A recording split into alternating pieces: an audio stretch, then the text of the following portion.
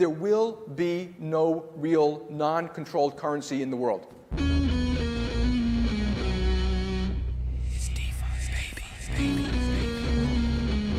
We're coming for you, banks. Listening to different podcasts, like in a whole different reality, which they think completely different things about Bitcoin. They have got my money in their banking system. I should be able to access it, right? Appler is live. There's a good number of fucking, like, pretty smart bee catchers.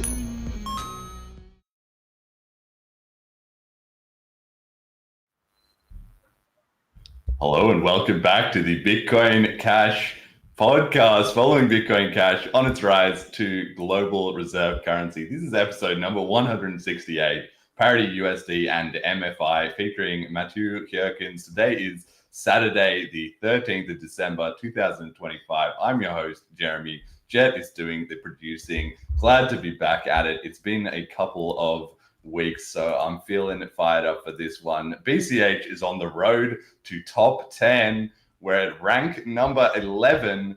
BCH at USD $577.60, way up. One BTC sat buys only 156.6 BCH, and that's actually dropped back a bit. So we've been well below the 150 to 1 ratio. One ETH buys only 539 megasats, also way up on the ratio there. Selene, 30 days, 625 users. We did pump there as well too. That's certainly a noticeable increase. And as Callisti has informed me, the stat collector only notices people who've made a transaction, and only the second time they come back to the wallet. So if you get someone to download it, you just show it to them, they don't come up on the stats. They only come up if they make a transaction and then they come back on a later day. So if the Selene stats is going up, that means like we're having a big flood of not just new users, but returning users as well too, which is just amazing to see. Tokenaut TVL 11,330 BCH. We got the road to top 10 graph here that I made as well too of BCH over time. I don't think you can even get this stat anywhere. I had to literally make it myself, but I just went. Yeah, I love it. Yeah. So BCH is going along. In 2017, it starts at rank 4 and 3. It was bouncing around in there for quite a long time until 2020. Then there was a huge pumps in coronavirus. All the other coins were, Cardano, Solana, AVAX, whatever, were all pumping. BCH cratering all the way down to number 30 in mid 2020, like 3 CoinFlex disaster, etc. After that, Cash Tokens comes out, the comeback starts, and now BCH is, back up to number 11. Mathieu, tell me, we were talking before the show a little bit. Rank 10, it's in sight. What do you think? Yeah, I'm also feeling fired up. It's an underdog story, and this is the part of the arc that's the comeback. So I love to be here for it. And indeed, the coronavirus time was pretty tough for BCH and of course generally, but I'm feeling very positive about this steady comeback. And as you say, we're on the edge of being back in the top 10. That's going to be huge. Like you were saying, the number 10 currently is Cardano. So we're at 11.5 billion and they're currently at 14.8 billion. So we do have a bit of work to do. It's not like, on the razor's edge just yet, but it's not out of the question. 1 or 2 good days from us and 1 or 2 bad days from Cardano, it would be either neck and neck or the flippening would be on. That is huge because BCH getting into the top 10, you just can't ignore that. We'll wait and see what happens when it does happen, but I feel like there's got to be at least a few articles coming out. BCH re-enters the top 10, CoinDesk, Cointelegraph. We've already seen they put out Cointelegraph that article. BCH is the best performing coin of 2025. We are.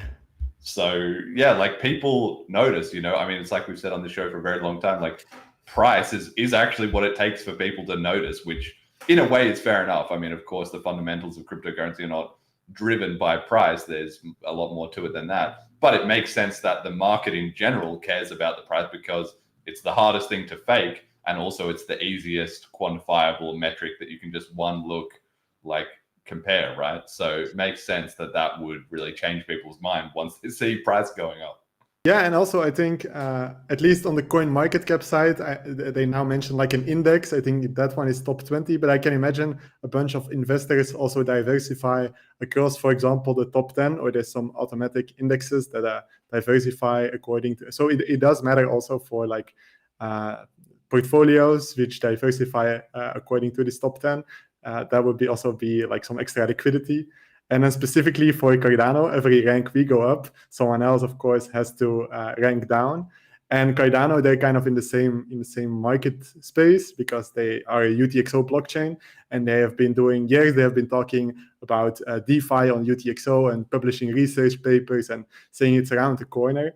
But their user adoption for this DeFi stuff hasn't really caught on, as far as I can tell. So if we, with our kind of DeFi story on the Bitcoin fundamentals of a blockchain, can overtake them, like from a negative perspective, I think there's a lot there, and some it will create some controversy and some interesting discussion from the Cardano community, I think. Well, some Streisand effect. That's right, exactly. Then they are going to be in that position of they have 2 roads ahead of them, and obviously it will end up being a bit of A and a bit of B.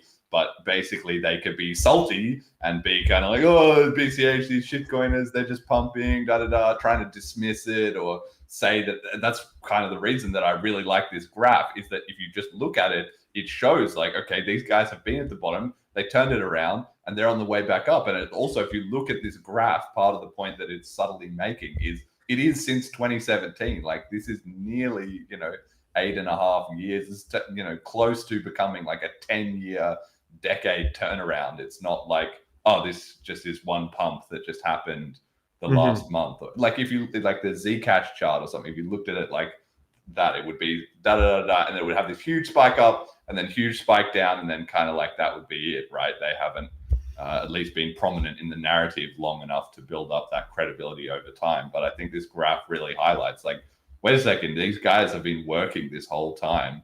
So it's up to the Cardano community whether they want to be salty about that and whinge and complain, which undoubtedly some of them will when it happens, or if they say, maybe we need to look into this. Maybe they're doing something right that we're not doing. Maybe this is not just a random, fluke or something. So I don't know if you have any predictions as what we'll see more of. I would guess more salt. That's going to be. Yeah, I think so as well. More salt, and maybe, of course, then it's up to us to jump in and take part in that discussion and try to inform some people, because of course, when topics are in the news, that presents an opportunity, but it's also up to us to get our side of the story out there, because no one else will do it except for us, right? Yes, and we've got to try and sort of set the bar higher in a way as well too, where if they're being salty, just kind of, you can be straight up about that and be honest and be like, okay, well, you're being a bit salty, and then try and move it into a positive direction, to still very be important, friendly, and showing them about the tech and explaining what we're working on and all that kind of stuff. And then after that, you have Dogecoin at number 9 and Tron at number 8. So again, I feel like I'm calling it now. It's already going to be known as like the battle of the jokes. I feel like Dogecoin and BCH. If BCH can flip Dogecoin, then that will, again, people will try and dismiss it or find some this joke, one joke flipping another. But that's very significant, because if we can get over Dogecoin into number 9, then you're entrenched in the top 10. Yes. You're not just like peeking up into it. And again, on this graph that we have here, there's like the lines. The bars on the graph are at 10, 20, and 30, right? And we hit that 30. We actually went down to 31, but that was in between the two data points. And so if we hit 10, we hit this line, and then 9, we would then be peaking above that line. Psychologically, it feels like, okay, well, but if it keeps going, it's going up to number 1, basically, right? So I'm so excited about that. I think it's great. I'm glad BCH has had such a good year. Yeah, and I think also from a negative perspective, if we come close to Doge and the narrative takes place that this is like battle of the joke coins or whatever, then I do think there is a very easy opportunity to just present what like a network upgrades or what tech was developed on BCH, because it's like that would be such an easy narrative to refute, because it's just not based in any reality. It's just people being ignorant. So yes. Yeah. Oh, well, anyway, we'll see. Top 10, probably not going to hit it this year. We've only got a couple of weeks left. Like I said, it could happen, but maybe 2026 is going to be the year. Do you have a thought? And we've got if we get into the top 10, will it create enough hype to then boost us up another couple? At some point, the flywheel starts, right? If we're at number 4, BCH would just be the biggest story in crypto, undoubtedly. And there's the same thing. I've asked Paul Stortz, I've asked different people who've come on the show, what number do we need to hit before it just becomes an unstoppable snowball? Do you have any thought? I am sort of feeling like 8 probably doesn't do it. Flipping Tron maybe doesn't do it. But number 7 is actually currently Solana. If we flip Solana, that might be enough. Yes. And then people will again do like a battle of the centralized coins with high scalability or something. They will make up another narrative, but I do think that then we would definitely be amongst the biggest conversation drivers if we can make it up until up to Cardano level. That would be very bullish. Yeah. Okay. All right. Well, we'll see. Our guest today, you've already heard a little bit from him, Mathieu Geukens, is the author and developer of Cashanize Wallet, Cash Script programming library, and ParityUSD, which we'll be talking about today. He's also done Cash Ninjas and Tokenaut, DeFi. You've done a lot of stuff, mate. Give us some reflections on how do you manage so many different things at once. Yeah, it's not always easy. So for now, my focus is with ParityUSD to build a stable coin, a decentralized stable coin, and a DeFi protocol for Bitcoin Cash. And some of the other projects are more in the background. So that's currently the status of my work, but I do think there was like many things which needed to be created in Bitcoin Cash, and which is also why I started like a multiple projects of my own. And I think there's still, if you look what's missing, you can still compile like a whole list. So I think there's plenty of opportunity for others to come up with new novel projects. But I do think longevity is very important. So not to create something and then abandon it. So of course, maintaining it is one thing, but ideally you can keep improving it. And I do have like pretty big plans even for Tokenot going forward, because I think a DeFi dashboard which focuses specifically on BCH stats and metrics will be very interesting, especially as it grows, as BCH DeFi gets more and more protocols and projects. So yeah. And so how do you like have, people that you work with? I know on CashCrypt you work with Roscoe and all of that, but basically the way you manage more and more of these things, it's the same as like, how does Elon Musk run like 6 or 7 companies? Well, the way he does it is he has a whole ton of people that are helping him on all of these, each of these different ones, right? And so then, the role becomes less about you individually, coding up everything, but more kind of providing the direction and, collaborating with people, linking up the resources that are needed and so forth. Do you have much of that happening now? Like, for instance, with Parity, I believe you've got at least a couple of people working with you on that, and then that expands out over time, but then maybe you could start having people help out on Cash and Eyes and stuff. What's the game plan there? Yeah, so it's not at a big scale yet. So ParityUSD is a small team. And as you said, for CashCrypt, I work together with Roscoe. So that's a 2-person team. But then it is true that we also sometimes involve other people. So for example, now we collaborated with Andrew, who made a Python library for CashCrypt Pi. And so, yeah, that's a little bit of outsourcing and more management. But usually I'm still very deep into the details and into the code, which I like. And for Parity specifically, we also have like some blog that we do and some marketing, and so it's a bit broader than only the code. But I would like to get better at scaling this up, right? So as you say, involving more people, talented engineers probably for the code part, but also for the other parts, like for the communications or for the marketing aspects or things like this. So that would probably be something for me to focus on 2026. But for now, I've focused on keeping everything lean and making sure that's like a solid foundation to build on. So I don't think any of these projects will go away. The opposite, I think all of them will grow much larger, and indeed that each of them could have like a team working on them. But we're not yet there yet. So.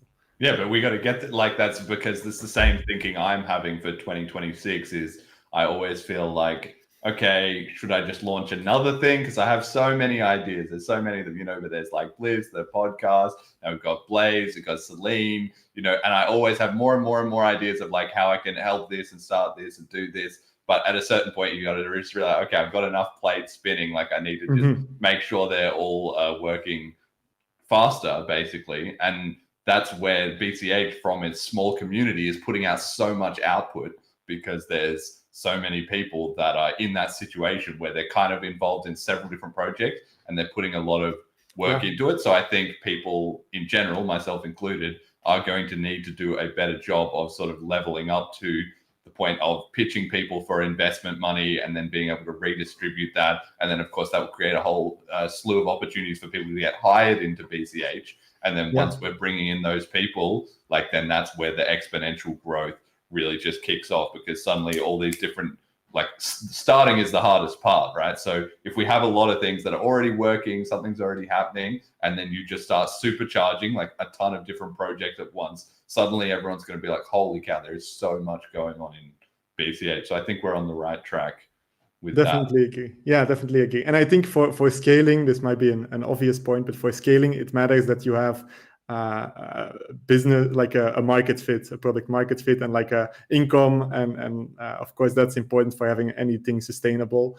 So for ParityUSD, this is my first real entrepreneurial venture, in the sense that there's a company was created in March of this year, and there's investors, and and there's a small team dedicated to it. So I'm very excited to build this out. And of course, if the user growth and the metrics are looking good once it's launched, then you can then you have reason to scale the team and to get more on board. But in the beginning, you probably want to be lean, ship something, make sure that you have some kind of product market fit and there's demand, and then you can keep growing your key metrics like users and total value locked and amount of clicks and things like this.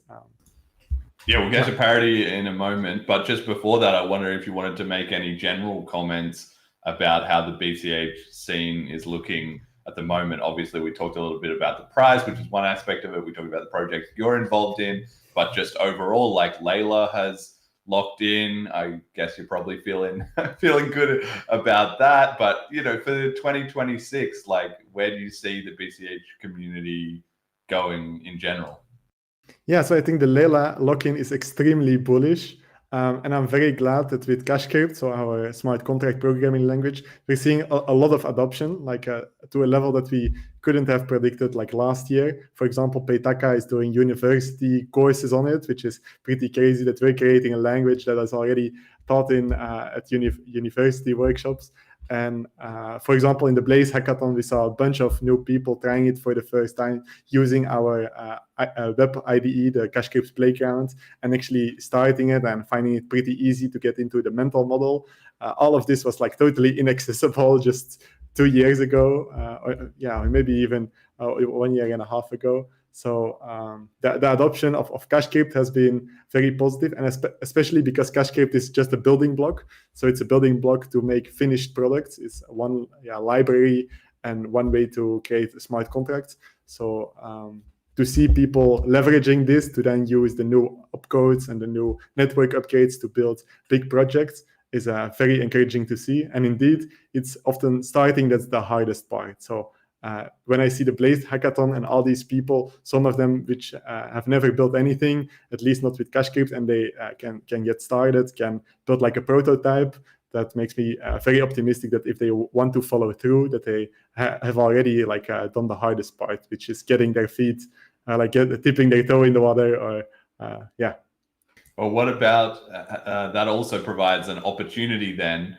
When you see new people coming to it, they have a fresh perspective, and it maybe opens you up, because that's the thing when it's important to dog food your own projects and use them yourself. But of course, you tend to use them in a certain way, and then often it's surprising when somebody it happens all the time. Like Celine, Callisti and I have our favorite user patterns that we do. So we find bugs if they're on those parts, but then we have someone immediately install it and just do something that we would never have thought. Like the first thing they do is go and change like 5 settings. And then, I don't know, try and wallet connect or something. Like they don't even make a transaction. So you see, things through users' eyes in that way. I'm wondering if you're thinking about like sort of onboarding, like maybe having, I know you already have some YouTube videos and so forth explaining, but was that sort of a stumbling block? It seemed like we saw that quite a bit in Blaze in terms of users not really being sure, where or how to get, like it's all too decentralized in a way. There's no like go here and watch this and get started. That was my impression, but I don't know if you had the same thought. Yeah, so I think the CashCrypt documentation is good for CashCrypt, but indeed there was like a novel things that came out even just in advance of the hackathon. For example, the Wallet Connect Starter DApp, I think by Pat. And so of course, if it's pretty new, there won't be any tutorials or guides on it, except maybe for some limited documentation. So I think there's an opportunity there to do a write-up or a guide or some kind of blog post or a video tutorial. And one of the things I like is with the earlier videos I made. So some of them are like, I think more than a year old, but these are like, some of them are pretty timeless. So during the hackathon, some people referred to them and found good information. And it also scales my bandwidth, because I've tried to help some people during the hackathon but it's much easier if people can find a good resource. It was recorded a year ago and get started with this, rather than that there's a need for much hand-holding and like individual guidance, which is not super scalable in the long term. It's not super scalable individually, but that's the interesting part about it. Like that's part of what we're trying to do with Blaze, is maybe you and I don't have the time to handhold every certain person that is onboarding to PCH. But if we can get some more people into PCH with Blaze, then that's true. Then they can be the ones who can, like, each generation only needs to help the next generation, and it can grow exponentially like that, because that's just a growing ecosystem, you know. And so it's really exciting to see that. Yeah, okay. So with Parity, let's talk a little bit about that. So this has been, I guess, your major project this year. It was supposed to launch on the 4th of December, I believe, but it's been delayed. It's a stable coin based on Liquidity V2, similar to Moria, but same but different. It does have some different elements and approaches. So just walk me through that. Why did you decide you want to do a stable coin? What happened with the launch being delayed, and why is it different to Moria? So that's a lot, but yes, that is a lot. That is a lot. Yeah. So to first recap, indeed, ParityUSD is a decentralized stablecoin we're building for Bitcoin Cash. It was announced at the Bliss conference in May, so half a year ago, more or less. And and we were with our timeline, so we were moving pretty fast. And then so we set indeed our initial target launch day for this year still. That's what we announced also in the initial communications. So December seemed like a nice target, but we had to delay, so it will be for early next year. And as it says in the screenshot, so this is a message from me on Telegram saying that, of course, the protocol security and the having a good product is, of course, the most important. So a delay, while of course it was not our ideal plan, so it's definitely unfortunate. And ideally we would have we would not have had to delay, but I think we're in a very good position. Just early next year, get everything super solid, make sure that the contract security and audits are all perfectly in order. Also do some more public communications, because we have quite a lot of stuff to reveal still, including a follow-up blog post, which will be public tomorrow. So by the time people watch this, they can check the blog if it's already on there, with a whole breakdown of why we why we delayed and postponed the initial launch, and like what our new plans are for early next year. So that's the part of the launch and what we're building. As I mentioned, we're a small team, and this is my first real entrepreneurial venture. I think this is something Bitcoin Cash really needs. You can find a lot of interesting ideas, for example, in the DeFi space that's like unexplored, but you need someone to really own the idea and spend like a lot of time to get the details right, to make it like a whole finished product that's accessible to users. So that's on a high level what we're doing. And why we picked this decentralized stablecoin is, for some of these projects, the DeFi projects, you need an established ecosystem. For example, if you want to do lending and borrowing with a money market system, then you need big established tokens that people want to borrow against. And it's just the fact that the the token ecosystem, the cash tokens ecosystem, is not mature enough yet, and with enough liquidity, that this kind of project is really viable. So the big selling point in my mind of a decentralized stablecoin is that it is standalone, so you don't require any existing liquidity or any existing tokens to be big to launch this. And so that is why we thought it was a great way to help build out this cash tokens ecosystem. And hang on. Let's dive a little bit deeper on that. So then you have, for instance, in the broader market, you have Tether, who I saw this week were starting to look into buying Juventus, the Italian football team. They're busy making billions and billions of dollars from their scam that is probably being, propped up by the government, or it will eventually, destroy itself in some giant conflagration given long enough. But you have that, you have USDC, you of course have all the stable coins in ETH like DAI and so forth. So comparing to those options, what is Parity doing the same or different? Yeah, so indeed, from the big stable coins, you have two categories. You have things like Tether and USDC, which are clearly centralized and trusted. And you have the category of DAI, of decentralized and over-collateralized stable coins. And so ParityUSD is clearly in the decentralized category, which means there is no trusted issuer which you need to rely on. Instead, it's over-collateralized by the native crypto asset, which is Bitcoin Cash on the Bitcoin Cash blockchain. So that's the high-level difference. Tether is the biggest stable coin and can do they can confiscate coins or freeze coins on addresses. And I think on EVM, most of the stable coins you see have like a confiscation or blacklisting strategies. So this is also very different. If you build a decentralized stablecoin on cash tokens, it's like uncensorable and unfreezable or unconfiscatable by default, which I think is very important. So the trust aspect is pretty much fully removed. The only thing that decentralized stablecoins still have is an oracle, so there is a need for a price oracle. But this is very different from having a trusted issuer, which has like billions of dollars in government bonds, and it needs to manage centralized accounts and needs access to banking, and which needs audits of their Bahamas company or something. This is all very different from a decentralized stablecoin where you can just look on chain, see that the contracts indeed require over collateralization with a crypto native asset. So there is no banks involved, especially no government bonds or government banking accounts or ties to the central bank. So in that aspect, it's much more transparent, auditable, trust minimized. So I would say, that's the correct term, trust minimized, because there is still some oracle, but as best as we can, we try to remove all trust from the system. So tell me a little bit more about the oracle. What's the system that you're using there, and how could that be potentially a problem, or how is that mitigated from being a risk? Yeah, so the oracle we're going to use is oracles.cash, which has been running for years. It's managed by General Protocols, and this is like the one established oracle provider on Bitcoin Cash. So it's also what you use when you use the BCH Bull product or any hedge.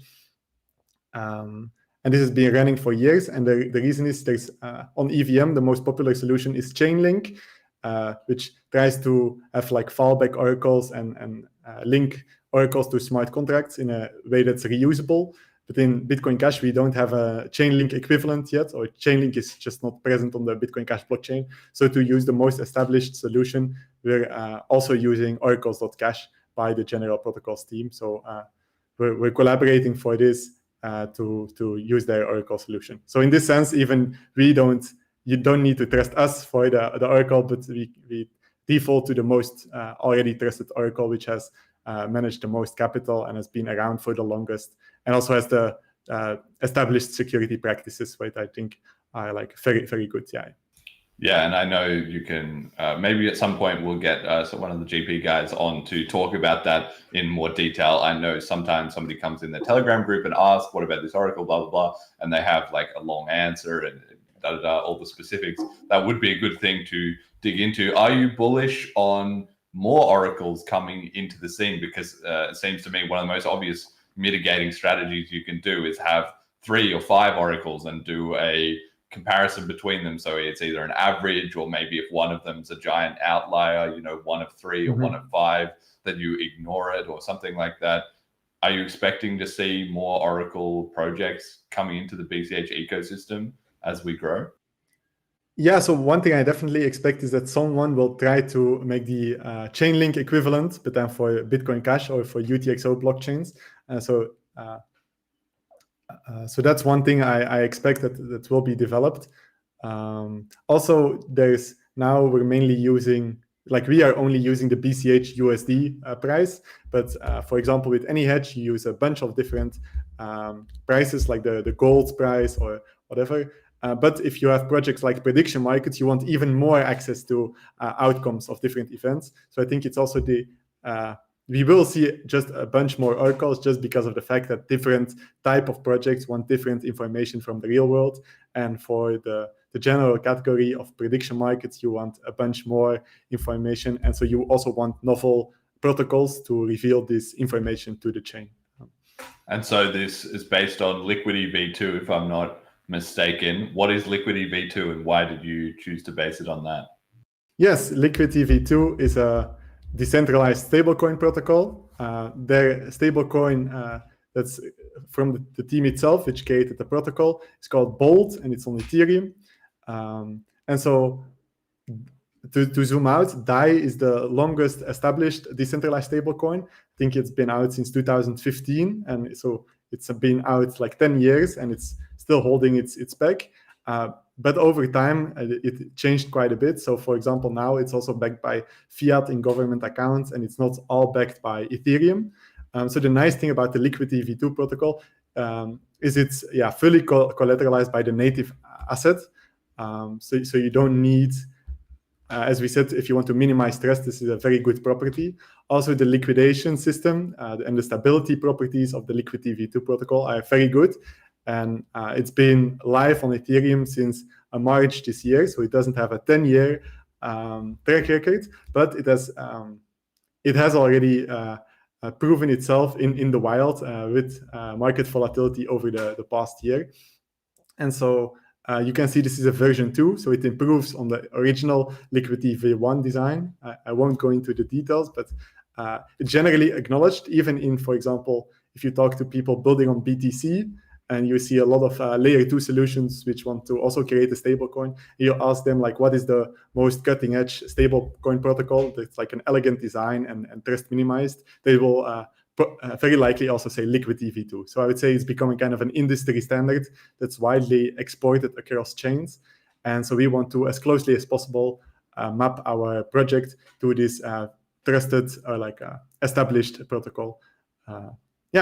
And like you say, the BTC industry as a whole, in their long, slow collapse into basically reinventing TradFi, have become much more interested in stable coins and all these sort of banker types and people that are getting involved there, where BTC is not so threatening that they can't get a handle on it. They sort of understand the idea of, okay, we're going to chuck this in our custodial vault and not move it for 15 years and then create some financialized products on top of it to, sell to retail, right? That there's a lot of that stuff going on, which has made stable coins a much bigger story than perhaps it otherwise would have been, right? In an alternative universe where BTC was able to scale, or where ETH was able to scale between those two things, maybe people would become more familiar with transacting in crypto natively. And of course, we've also seen with OpenSea this week, they've recently changed their default for buying NFTs. It used to be like 0.1 ETH,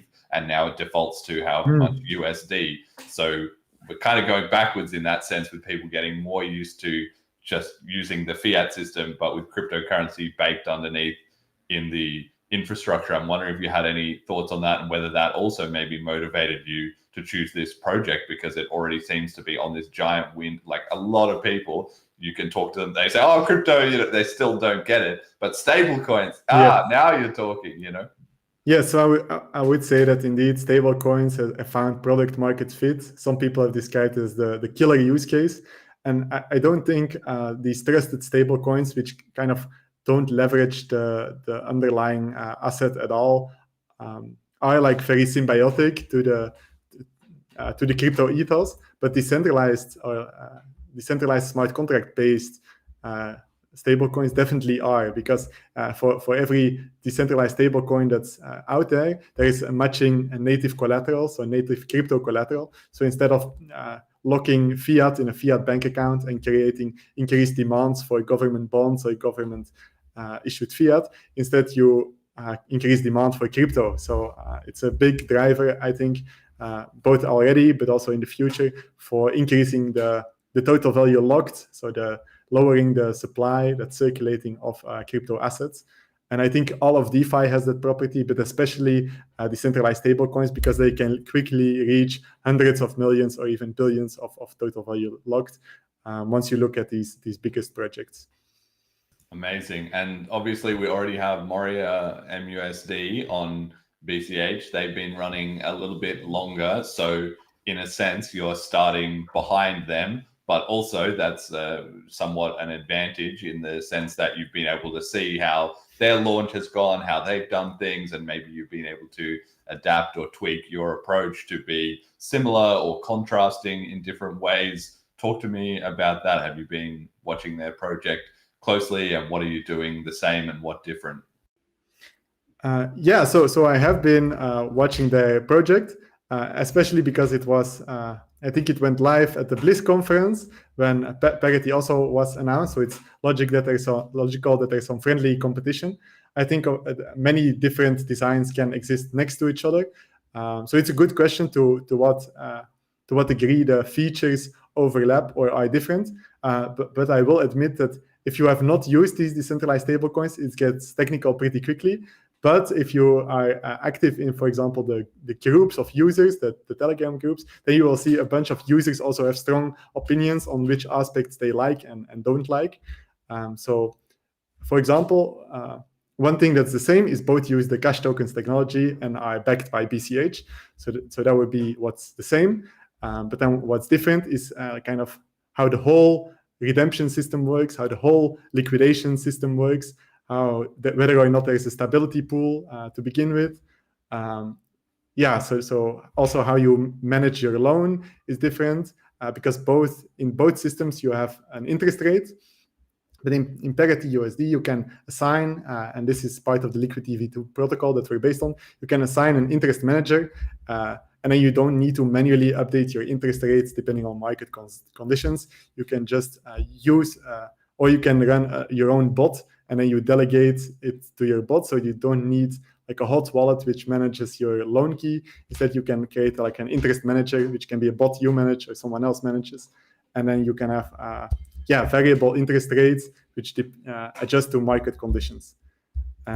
So that's one aspect that I think users will like, that they don't need to manually do this. Also, the stability pool in my mind is very important. So in a stablecoin, you kind of want to ask what happens in black swans events, like what is in the worst case, what's going to happen. And so, for example, if there's a big price drop, we have seen those in crypto, like if in 1 hour we see a very big red candle or something, how is the system going to behave in these kind of scenarios? And so in ParityUSD, the interest that we just talked about is variable interest rates. They paid mostly to the stability pool. So you're paying to a pool which incentivizes people to stake their stable coins. And because of this mechanism, there will be a well-funded stability pool which is always ready, which is always earning and incentivized to liquidate loans which are underwater or under collateralized. And so this stability pool, it also liquidates loans if it would be loss-making. So the black swan event we talked about, or like the huge red candle, and also you have to reason about what if your transaction doesn't immediately get processed. So you might want to liquidate the loan at the current price, but there's like 2 empty blocks in a row, or just because of the mining process for 1 hour there is no block or something. So the price might have really dropped a lot, and it would actually be loss-making to liquidate the loan. But from the protocol's perspective, it's very important that any loans which are under collateralized get closed down, and so that the system is healthy and always over collateralized. And so I think it's this kind of more technical economic design where Parity shines because of this stability pool, which is well funded and which also earns the interest earnings. But also in the usual case, there's actually a buffer when doing liquidation, a 10% buffer. So in the normal case, the stability pool earns interest and liquidation earnings. But then in the black swan event, it also takes the losses. So it shares both in the upside and in the downside, which can be attractive for stakers, and it incentivizes a healthy protocol working. So that's one aspect that it's a little bit technical already, but it's very important, I think, It's very good. And like you say, you can definitely notice if you go in either the Parity Telegram or the Moria Telegram on both of them, and you often have the same people in both groups who are putting in their opinions, discussing they prefer this, they prefer that, they're worried about this scenario or that scenario, or the interest rate is performing in a certain way, etc. So I think it's very, very healthy that the BCH ecosystem has at least 2 options, and hopefully in the future even more. It would be awesome if we had 3 or 4. Who knows if more teams will crop up to compete in that space. Do you think that's likely? Do you think, as BCH, again, we're talking about getting into the top 10, a lot of eyes turn onto crypto, maybe even the existing teams like Tether and so forth, they were on SLP tokens for a while, right? Maybe they make a comeback. What do you make of future stablecoin competition in BCH to look like?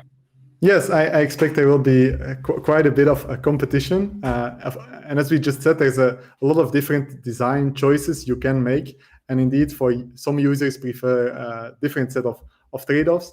And so it's very good that the more options, the more power goes to users. And also the more different projects are encouraged to have a polished product, which is actually nice to use for the end user, because they can just easily switch to another DeFi product. So I think this is a win for the users and for for Bitcoin Cash as a whole. Of course, for the projects involved in this competition, it's a little more work or neck on neck sometimes, but I think overall it's been very friendly, and there has been some in both directions a knowledge exchange. So for example, we have open sourced the ParityUSD contracts, and I wouldn't be surprised if quite a few developers recently have been deep diving into the code we released.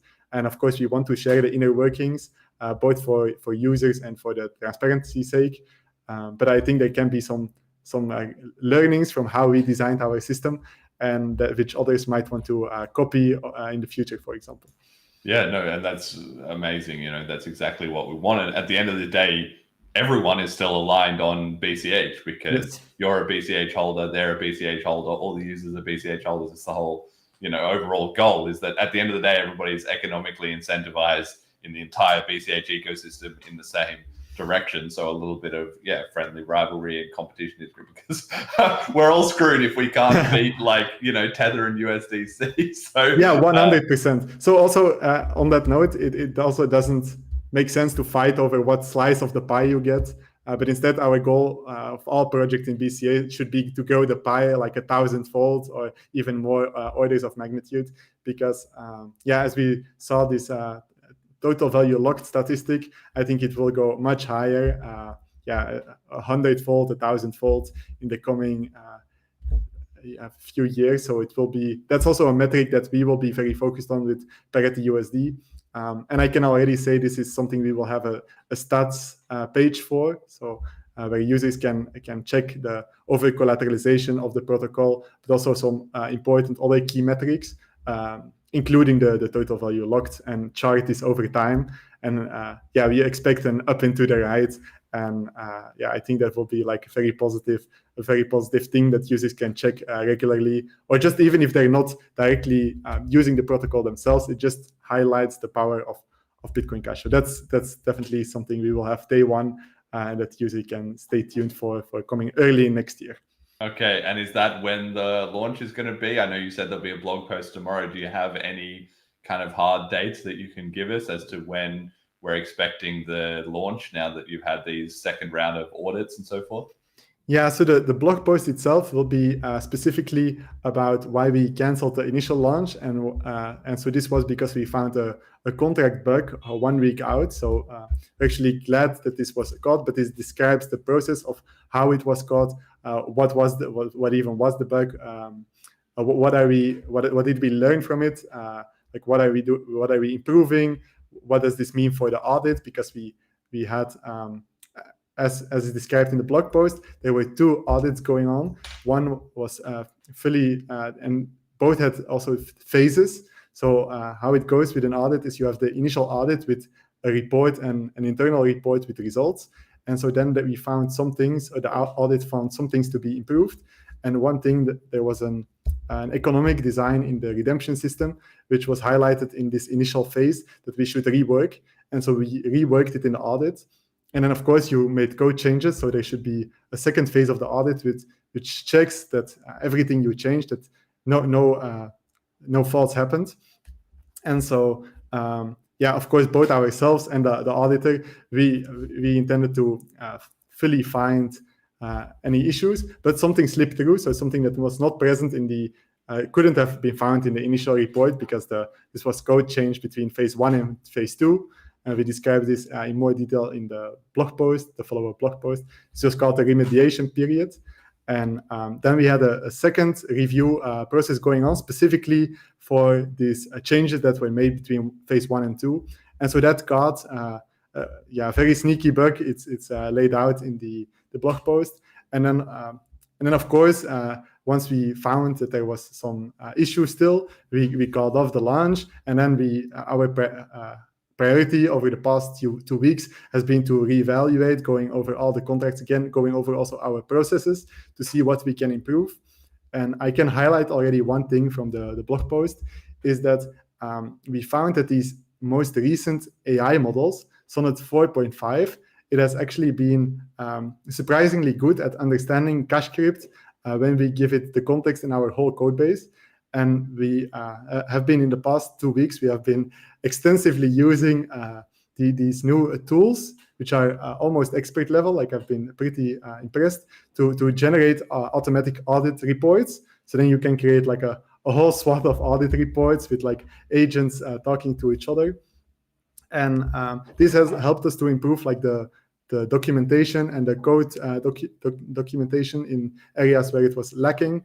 And this has also made us feel much more confident in the overall contract security, because then we not only have the official 2 audits, which will have a full report, but then also internally we have with the latest, as I said, Claude Opus 4.5 models generated 10 plus audit reports internally.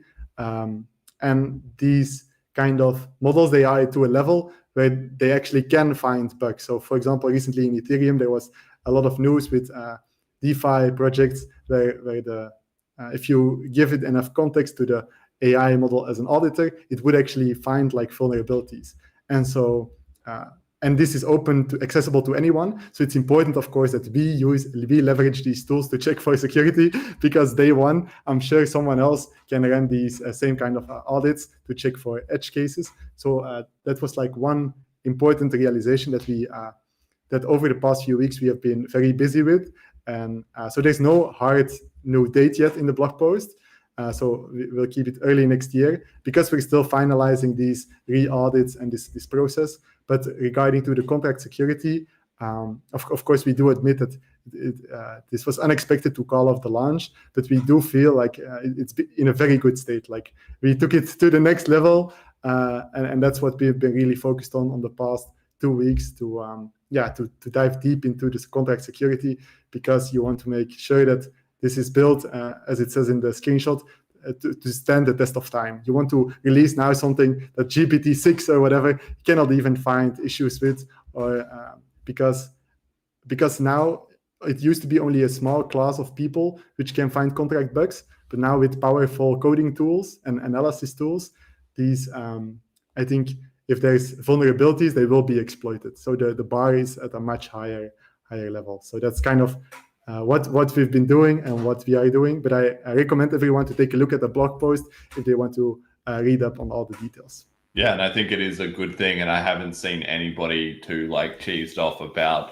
having the launch delayed. I mean, that's the whole point of the audits. If the audits find nothing, then in one sense, you're kind of like, did we get it perfectly right, or did the audit not do a good enough job? You never really know, right? So of course, if you find an issue, it's better to have it found before launch, delay things a little bit, make sure it's rock solid, and then launch it. That's just the nature of software development. It's the name of the game in entrepreneurship. Everybody is always, rushing to do things as fast as possible. Yes. But if you do it the wrong, you take shortcut, like the shortcut is always the long cut.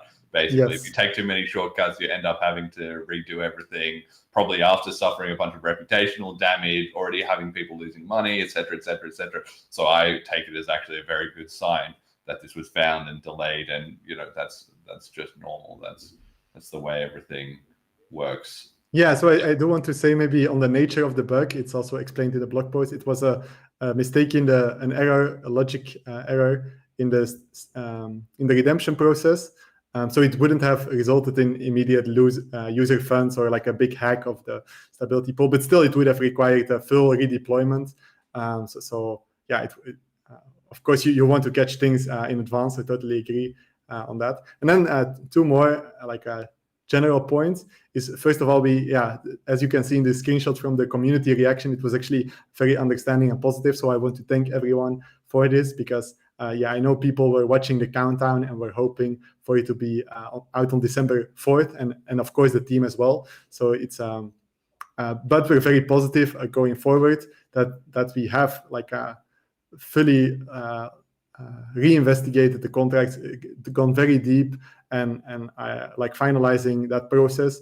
And then for the launch next year, it's a little delayed, but so we thank everyone for their understanding. And then a second point is that we believe that the two auditors the two audits that we have, the code audits, that it's we're happy to work with quality people, because as we said, there were in the initial phase there was a review and items that we changed, and then the finalized contracts, then it's easy to accidentally, whenever you change something, to not to introduce a mistake or something. So then we're also very glad that this was caught. So we want to say that we're very happy actually with the competency of the auditors, so this is something we want to put out there, because they are of course working at least as hard as us to make sure that these contracts are very solid and locked down. So is that Lifestone Labs with Sayoshi Nakamaru? So it's detailed in the upcoming blog post. We're working with SigHash Labs and with Sayoshi Nakamaru. So both of these are producing a full report, which will be public also. So that's another thing that will come out early next year, the full report, and then you can read up on their findings, including then this finding which caused the launch to be called off, which will also be, of course, in the document. So it's a good case study for them as well too. And that's another aspect to this, which is just amazing, is we're here sitting at the end of 2025, and you and I both, have been following over the years as the BCH DeFi, it's kind of crazy to think about the cash tokens launch in 2023 and so forth. Yes. Now we're here, we've got DEXs, we've got stable coins, the tooling has to improve. Now we've got the auditing is a whole fresh little industry that is opening up, and it's 100%, man. There's so many layers that comes to shipping a very high quality ecosystem of DeFi tooling, and you can't get it overnight. It doesn't matter how much money you have, which you usually don't have, but no matter how much money you did have, you just cannot spring up that whole ecosystem and supply chain and economy overnight. So it's just amazing to see it just growing, month after month, how always a new layer is being added, things get more sophisticated, and then that creates new opportunities for the next thing, right? So I'm super bullish on that. I'm wondering, in that note, if you have any predictions or any, obviously the launch next year will be your main focus, but just zooming out a little bit over the next 1 to 2 years, is there anything you can say about, at least at this time, what you think would be on the roadmap there, or where you would like to take things in the ideal case? Yeah, we have a bunch of things that we're building. So one of them, which I can talk about, is that currently wallets don't very well interoperate with these advanced contract systems. And so one part of this is that the metadata standard, the BCMI standard, it is very well, it's very extensible, and it has the current metadata, which all existing projects use, which is kind of fixed metadata, but then you can also have parsable metadata. And so this can understand if you have, for example, an NFT or a contract, and then it can parse the contract data and show you the information specific to your contract. So how much is locked in your loan, what interest rate is your loan paying. So we're working on parsable NFT integration, or a parsable contract information. So this is both on the wallet level, but also on the tooling level. And we think, first of all, we want to pioneer this interesting aspect that's unique to Bitcoin Cash. But then also we want to make the tooling available so others can also, without having to do this big upfront investment. So we'll also make it available to other projects. And we have already heard people who are very interested in this. So that's something that's coming later in 2026 because it requires rollouts with wallets on the tooling level, and also users are kind of new to this, so it will also be interesting to see the user response to these new details right into the wallet. Yeah, amazing. I'm looking forward to that. We're going to be sitting here in December in 1 year time being like, holy cow, it's just getting faster and faster. That certainly feels how the BCH ecosystem is at the moment. On that note, we have our next slide, mFI, 500 million. This was a big headline that came out the last couple of weeks. MF International closes 500 million private placement to launch digital asset treasury strategy. And there's a specific quote here about from Hong Kong. This company have raised $500 million. Quote, the net proceeds will be used primarily to advance the company's digital asset treasury strategy, including the acquisition of Bitcoin Cash, BCH, and other select cryptocurrencies, with the balance allocated to general corporate purposes. End quote. So this comes about because this company, mFI, MF International, had a change in CEO to Dawei Yuan from Huobi, who was previously at Huobi, one of the big Chinese exchanges, and apparently is a bit of a BCH fan, big blocker type of guy, because he's taken over and immediately decided to put, it doesn't say here how much, but any percentage of 500 million is going to make a big difference, and especially given that BCH is the only coin that is specifically called out and mentioned. Obviously, they left the door open for other stuff as well there too, so probably not the whole 500 million is going into BCH. But regardless, this is a very interesting change of scene in the BCH ecosystem, which has been for so long overlooked and ignored in terms of the big institutional money. What do you make of this? Yeah, so first of all, it's interesting where the influence of BCH, because it's such a decentralized project. Yeah, if you influence some key individuals, you might not immediately realize or notice even who was influenced by, for example, the Bitcoin Cash podcast. But if you then see news like this, that really makes you wonder about like how many BCHers are doing things. And so specifically to this 500 million, I did notice that in the recent weeks, even though general crypto was on a downturn, BCH was actually making gains. So, and this is part of the reason why Bitcoin Cash is the biggest gainer over the year. I think it might be related to this initial buying of the 500 million by mFI. So.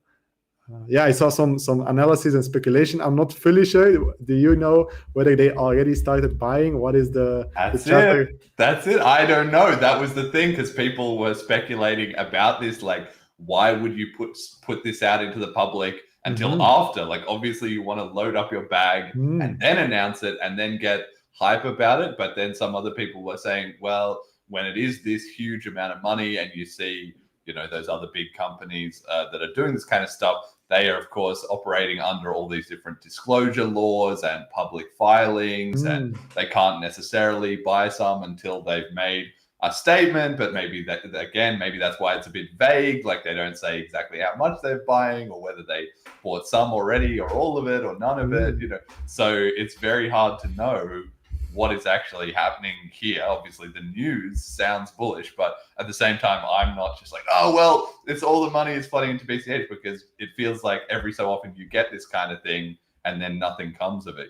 Like there was that period where Roger Ver announced he was going to do a $200 million BCH investment fund, and then nothing came of that. So some of the time this stuff gets announced and it all seems like it's going to kick off, and then it kind of doesn't, So I agree. Yeah. You can't be too hasty to be jumping in and excited about it. But what I do feel like is that we only need one institution. That's also another tipping point moment, because if we're just outside, with it, yeah, that's right. Only one that actually delivers and buys up, because the change in BCH, if another 100 million or 200 million was used to buy up, probably not, it wouldn't be probably all market bought, but even some of it may be market bought, or just taking it away from other OTC, whales or whatever who lost faith or wanted to cash out or something. Like, if that just becomes then emerald hands, all that money, that just makes a titanic difference. And you only need one. If we're just getting into the top 10, one institution buys, it makes all the other institutions think, well, are we going to miss this one? Like, so 0 to 1, that's a big difference, right? So I'm very hopeful for that. Yeah, totally. And then also the recent price action just makes you raise your eyebrow. So but we don't know anything conclusively is then what I'll take from this. There was also a noticeable spike in on-chain activity. Somebody had a graph there that it had just like skyrocketed. I did see that. Yeah, somebody. I think the volume, right? So not the number of transactions, but I think the transactions volume. Yeah, so that does indicate that big money is being moved. Of course, it can also be from cold storage to cold storage or changing cold storage wallets. Yeah, it's hard to know, but I was watching the explorer.melroy.org. I was watching the BCH Explorer, and there's the new transactions coming in, $5, $50, $200, $3. And then there's one that was like 43 million. And I was like, oh, so yes, of course, the whales are, it's like, that's why it's like the ocean. It's like whales in the ocean. They're quietly swimming around in the depths. You don't always know what exactly is going on there. But regardless, it's great to see BCH getting institutional interest, and maybe a sign of things to come in 2026, whether they're quietly accumulating or what. And then, of course, once their bags are full, then the step 2 is to start pumping their bags, right? To go out and create some hype about it, maybe reinvest in their ecosystem, maybe talk to their institutional buddies and get them excited, whatever it is. Looking good there. We've got a slide about Blaze. So like I said, it's been a couple of weeks. So we just wanted to catch up on that. We had Jerry won the ChipNet category with his portfolio rebalancer project, and 9500 won the mainnet category with his BCH IPFS scraper infrastructure project. We had 21 valid submissions, and we distributed over $10,000 in prizes, over 20 BCH. There's loads of builder interviews. We did the hackathon stream. Of course, the workshops are still there. So just if you're listening to the podcast, maybe you're a regular listener, we didn't redistribute all the Blaze content onto the audio feed. But if you go on YouTube and you look at the Bitcoin Cash podcast and you look on the live tab, you can watch all those Blaze videos. There's loads of content there that you might find interesting or educational. To check out. The event went really, really great. We've started up referrals to BCH1, which is one of our sponsors that is then going to do a Hackcelerator in January. So I've been talking to them about that, and that's now open for registrations on DoraHacks, and the thinking will begin on how to improve for next year. Obviously, you were one of the mentors, but you weren't participating. I'm just wondering if in hindsight you had any thoughts from any of the Blaze stuff that you caught up on. How do you find it? How did we do? Yeah, you did great. I loved seeing like all the energy because many people are figuring things out, looking up how to do things, asking questions. So that's probably the thing I saw the most of, is so many people asking questions, figuring out how this new stuff works, especially it was for the ChipNet track. Everyone want to know what are these latest upgrades specifically about. How do I use like pay to script, for example, or how can I use loops with CashScript? And so we did also see increased activity in the CashScript channel. I also really liked the short for explaining the upgrade. So that was great. And then I did also watch the winners being announced. I thought it was very cool. And then see the community award going to the post-quantum work, which from Moonsettler, which was very cool to see. Overall, awesome work. This was really what was missing in BCH. And then I'm also impressed to see that there's like a follow-through to BCH1 for like possible investments, if I understand correctly. So I do think this is critical pipeline, so projects can be like incubated. As we talked about, starting is often the hardest part, but then once you want to take it seriously, you need some resources, you need to scale things up. Maybe you need, you have costs or you need some financial stability. So I think this is a great pipeline to have.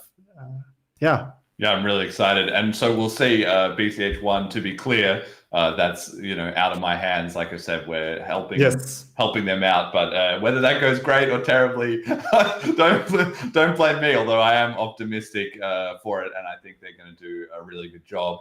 But then we will then have Bliss as well next year, so we're trying to build that sort of pipeline for new projects to be incubated, and certainly I know a couple of the projects are still working away and starting to spin things up, so it'll be very interesting to see what happens with that. It was great experience, and it was also a first time experiment, so we'll, next year we can maybe think about, probably mostly the formula will be the same, but there's certainly a couple of things we can improve in terms of linking people up into teams a little better. I think would also make a big difference, and potentially also having some more sort of templates and guides. Like people did find some tutorials, for instance, the ones you've done, the ones Aoshi has done, and so forth, but we didn't necessarily do the best job of having that all compiled, ready for people to look at. So I think there is definitely a lot of things we can improve, but I was very pleased with how it went. One of the projects which I had somebody ask me to ask you about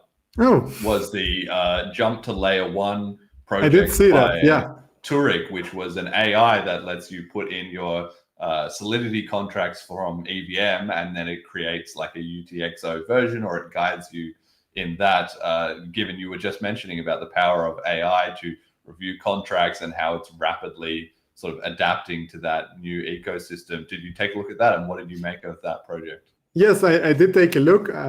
Not a super deep dive, but I tried like the example that was there, a voting contract in an EVM voting contract, and then you start the process, and then AI starts planning and trying to convert it into cash crypt. And so the cash crypt code is like a valid code. It does compile, but that does not immediately mean that it's like a safe code or that it's even the best design. But it is just impressive that if you want to get like a high level understanding of what would this even look like to do something like voting on cash tokens, well, then you can just get at least a rough example or one approximation of what it could look like.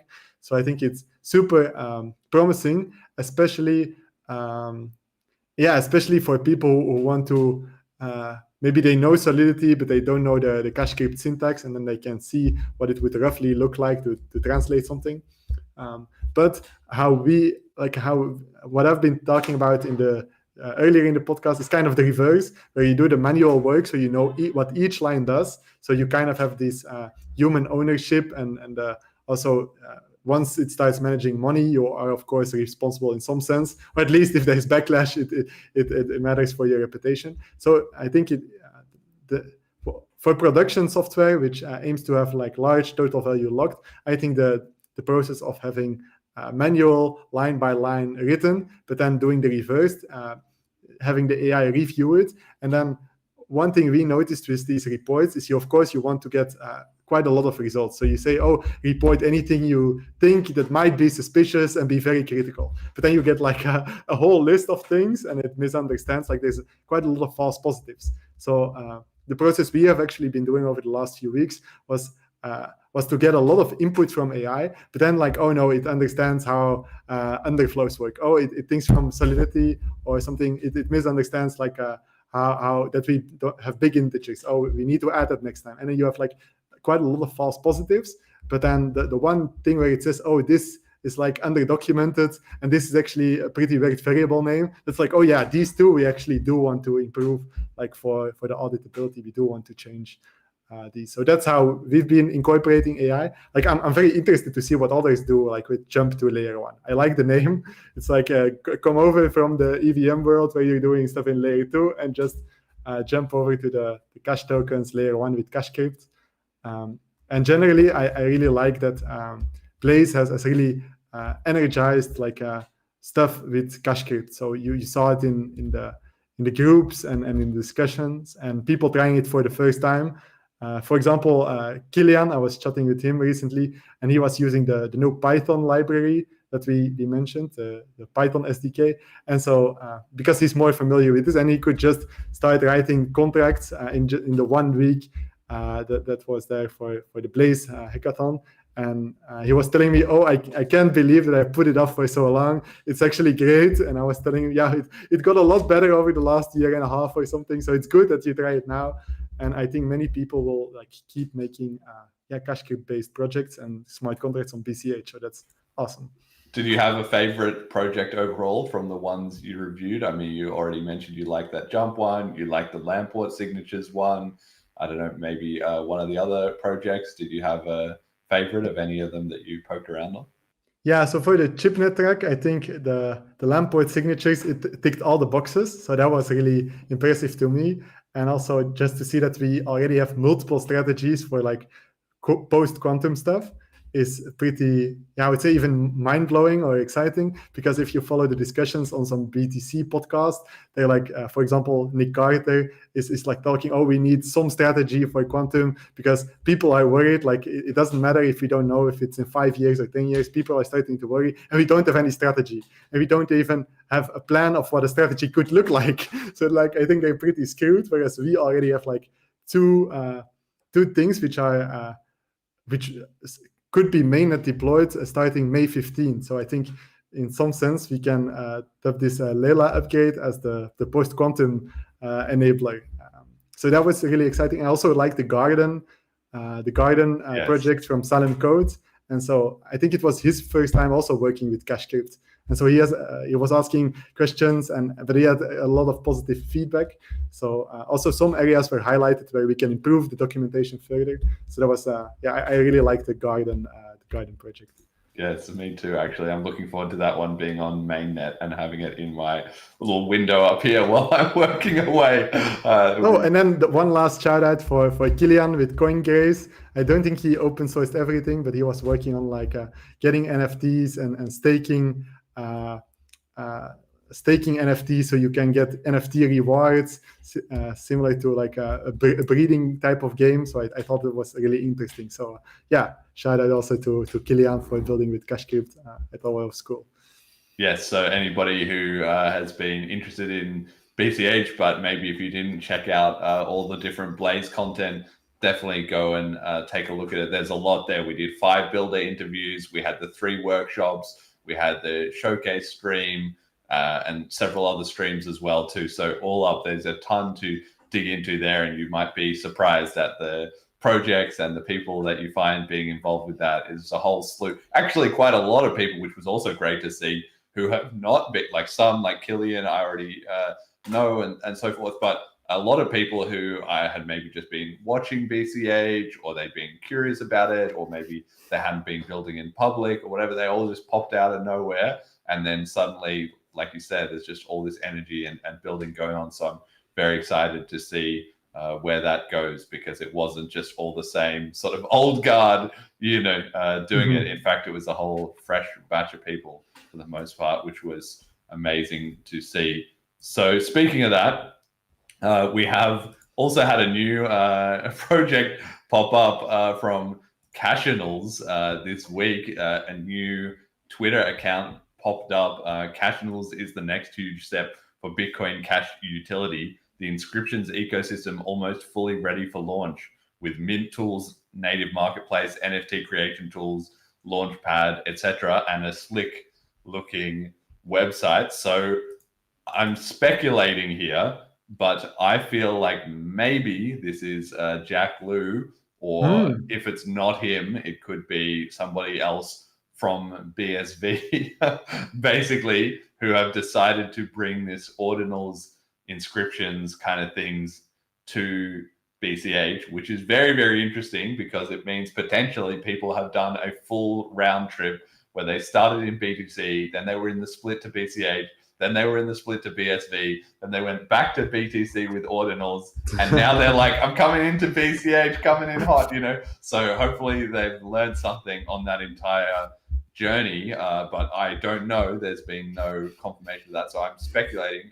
about Jack Lu. But in general, there will be some of these ordinals and inscriptions builders from BTC coming to BCH. Now, it was not too clear from the existing stuff they had how much they were adapting things from BTC directly into BCH, or whether they were making some changes. Obviously, the tech is very different, as well as, I guess, the community mindset.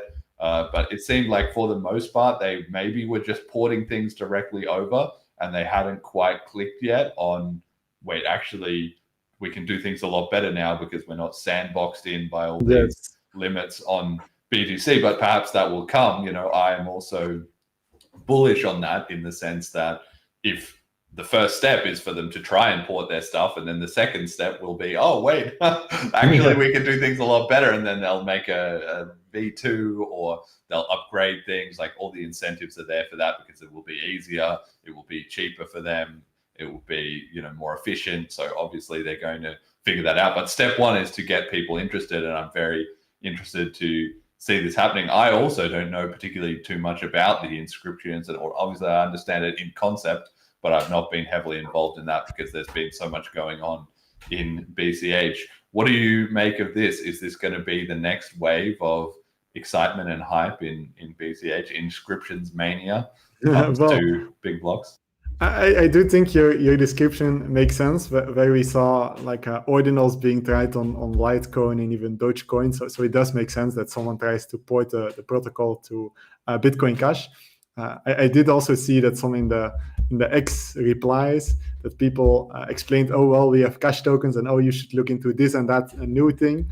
So I think probably if you would start this project anew with a fresh code base, not porting something existing, and you would start it for Bitcoin Cash specifically, then I don't think you would create this design which was clearly created for BTC. I think they would probably have to tweak it anyway, because the original ordinals were created for using Segwit and Taproot, right? Which are not on BCH, luckily. So they would have to at least tweak that part, from what I understand. I do think it's positive, as you said, that people move around and try to build. I think they will find some excitement, and especially builders doing stuff on BCH. I'm not sure that the ordinals ecosystem is what will take off when we have already native tokens. But still, it's interesting to see. So calling me a bit skeptical, because this was called BCH 20 or something, and we did have a CRC 20 or something standard on BCH. So I'm somewhat skeptical, but still I like to see builders trying to port stuff across chain. And I think just by the effort of trying to do this, they will probably figure out, oh, cash tokens actually exist, and I can easily build a DEX or something, and that would probably be a lot bigger and cooler than a new token standard, which is like just using indexers. So the big problem with this, one problem with this is that you need extra infrastructure that needs to be run just to see whether a fungible token exists or not. But with cash tokens, this is native. So all miners validate this, all Bitcoin Cash nodes validated. So I think in some sense, the unique feature of this protocol is actually a drawback in some sense. But still, I like to see builders building stuff, and users can decide whether it's interesting or not. So yeah, that's kind of my take. Yeah, it's cool to see that rising energy. And I think, obviously the BCH community needs to be open-minded to this, I think, in the sense that some people are maybe not, super keen on inscriptions, or some people maybe think, oh, well, there's just a lot of speculation or something like that. And especially if it does turn out, who knows, whether it was somebody who already had a history in crypto, maybe even some bad blood with different people in BCH or whatever, who'd been in BSV or done something, then I think, people just really got to try and be accepting and open-minded to it, because as long as, obviously people can be negative in the ecosystem if they are creating chaos, they're disrupting other teams, they're bringing a negative attitude, they're more interested in fighting than in building, or they're causing problems around quality upgrade proposals, all those kind of things. So it's not true that everybody is a value add in general, but by and large, network effect is network effect, right? Yes. It's good to have more people.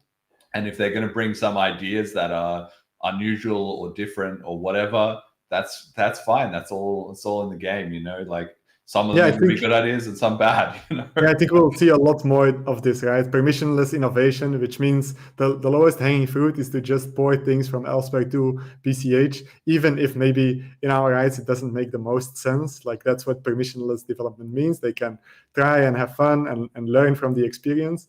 So I would say to tie it back to my previous point, because you need extra indexers which are off-chain and this data is not validated by the miners, this also means you cannot do DeFi. So this new token standard, I think it will have a pretty limited ecosystem because of this.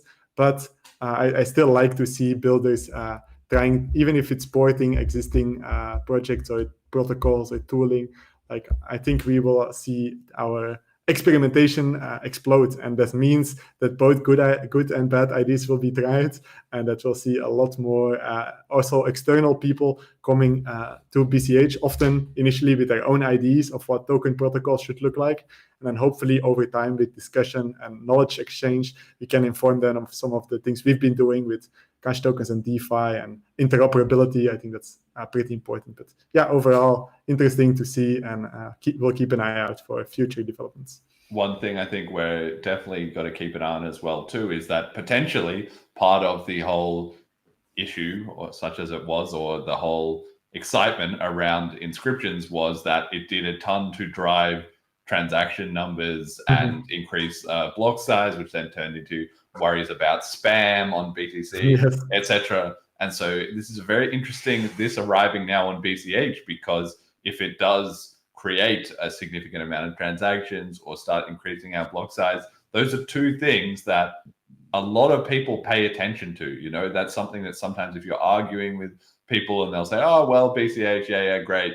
You've got all these points, but look, there's not actually that much on-chain traction, or the block size, oh, haha, you guys fork to be bigger blocks, but you still have smaller blocks, which is the biggest misunderstanding of everything, because it's kind of like, well, part of the reason that the blocks are empty is because we've just processed all the transactions. We don't have this huge backlog to constantly clog up new blocks, so it's such a misunderstanding about that. But anyway, the concept is that if BCH is getting more on-chain traction, I think, like I was talking about last year, 2025, we kind of need more on-chain transactions. We've seen that a little bit, but it seems like maybe 2026 is going to be the year where that actually starts to pick up, and maybe even we're coming to an eternal September. I have a community comment of the week here from Callisti. I love this. He said, eternal September begins. And I feel like maybe we are on the edge of that, right? That BCH is kind of in the space that, whether it's this cash rules project or other things,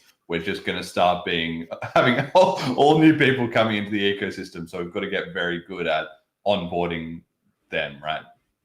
Yes. All right, cool. And I think, yeah, just generally that a lot of people, they haven't followed anything what's going on with BCH. You really, and you retweet some of them, right, Jeremy, just to highlight, they're using talking points and maybe Yes. 2018 or 2019, as if we're talking about, we'll have a post-quantum upgrade, or have did on mainnet in May 15th, in less than half a year, and nobody in the public discussion will even know what that this is possible. So I think we have a lot of work to do in communication, and of course that also means bringing a good vibe and being interesting and catching attention, and sometimes being provocative, but you catch more, how do they say it? You catch more flies with honey than with shit. Yes, yeah. Exactly. So this is something to internalize, I think. And I think overall we've been doing a good job, similar to what Callisti here is doing. To me, this is just positive outreach, even if we're not fully sure what this cash channels will bring. We're growing as an ecosystem, so that's cool to see.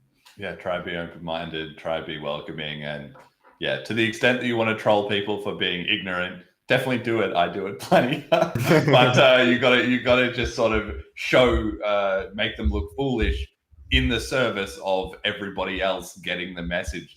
Oh damn, I'm out of date. I really need to look into this, and so forth. And that is also starting to decline.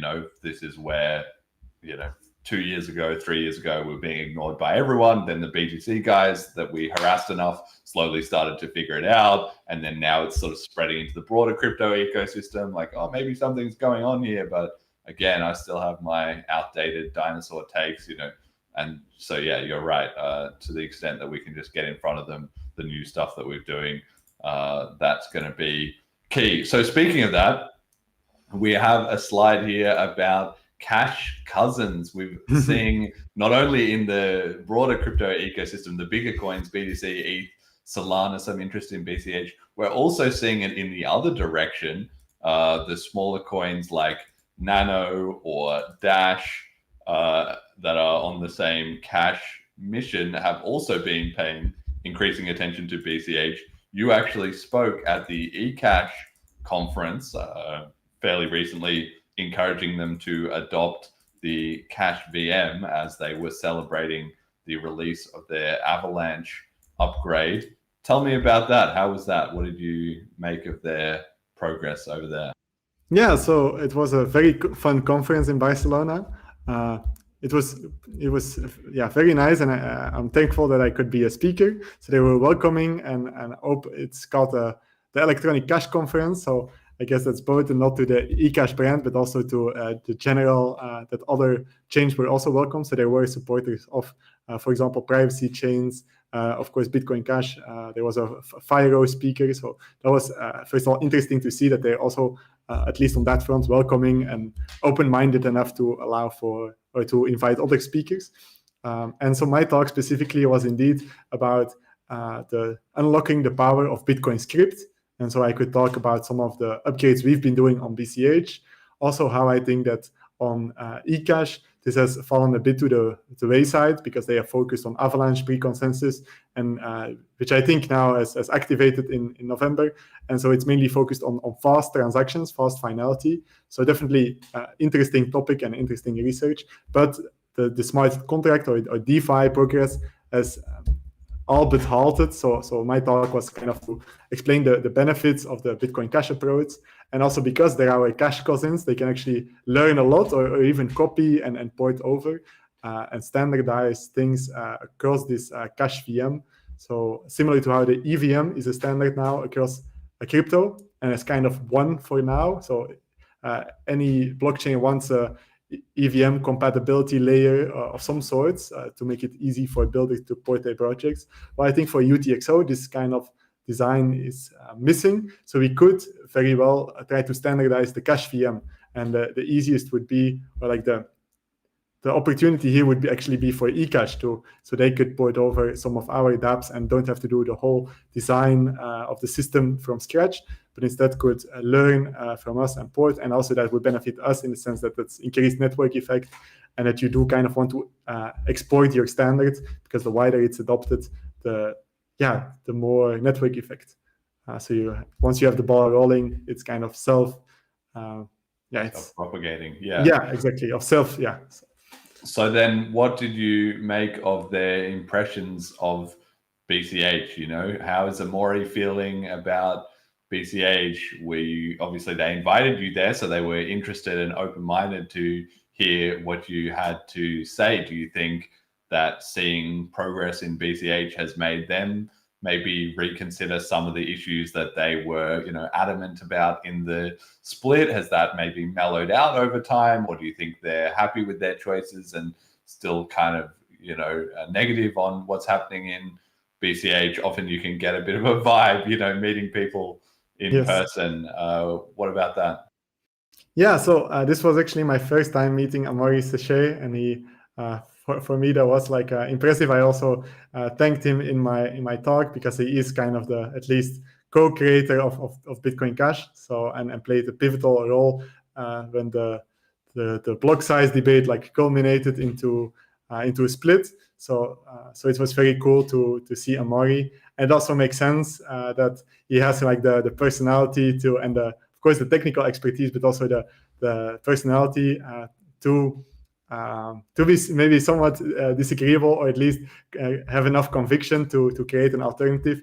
And also has a very strong understanding of I think incentives or game theory and economic understanding. So that was very cool to see. And of course, now he's helping develop, or like he's created eCash with his team at initially called Bitcoin ABC. So remind me what. Well, do Amaury you thought of. do you think that? And I mean, I'm looking forward to one day when I get to meet Amaury in person. I've had him on the show. People can go look that up. That was actually a very interesting episode. And like I said to him at the time, I think he's a very smart guy. He's got a lot to offer and so forth. Maybe it's a bit of a personal journey, maybe for him and maybe for everybody. A lot of Bitcoiners are like this, in the sense that if you have a contrarian streak, as he does, as I do, as a lot of people do, you need, that comes with a lot of benefits. You start with a lot of, innovative, open-minded, free-thinking. You're very hard to control, but at the same token, then maybe sometimes you can be, undervaluing like cooperation or other people's points of view. All things are on a spectrum, right? So it's just interesting to me to hear, and especially with, like, we've seen the development over time with the BCH and BTC discussion, and I've personally done quite a lot, and the community as a whole has too, to try and ameliorate that and move things to a more productive place. We've maybe somewhat done that with the BSV crowd as well, with the Litecoin crowd. Monero people are a bit offside at the moment. Nano a little bit kind of getting on the same page. A bit rocky. So with the eCash crowd, how are you getting from their impressions of BCH? Do you think they are rethinking some of the choices they made, or words said in anger in the past, or do you think they're still like, no, we were right, they were wrong, we'll show them kind of vibe? Yeah, I think similar to what we discussed earlier is that the upgrades in Bitcoin Cash don't get a lot of attention. I don't think, I think my talk was specifically to highlight some of the things we've been doing, because probably from their point of view, I think they did see like a smart BCH kind of blow up. And then it was, of course, easy to say, oh, you migrated off of SLP, or you didn't maintain SLP, and this new thing exploded. But I think cash tokens is not well understood, to put it bluntly.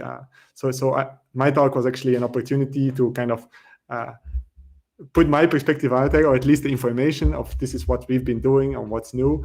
And so, my talk was well received in that respect. They are very convinced about the importance of Avalanche, so in the fast finality sense, but also it introduced like a hybrid mechanism where you have both proof of stake and proof of work. So it's a big change that you probably can't make, or can't easily make on BCH. And I think they have been glad with their decision or trade-offs. I'm not sure. So that's, I would say they would push the benefits mainly of what they've been working on. Of course, they would say, "Oh, we have this fast finality. We have things in the works that can interoperate with our Avalanche pre-consensus. Staking is so nice. Now we have tools for staking, and the stakers are actually happy to earn rewards."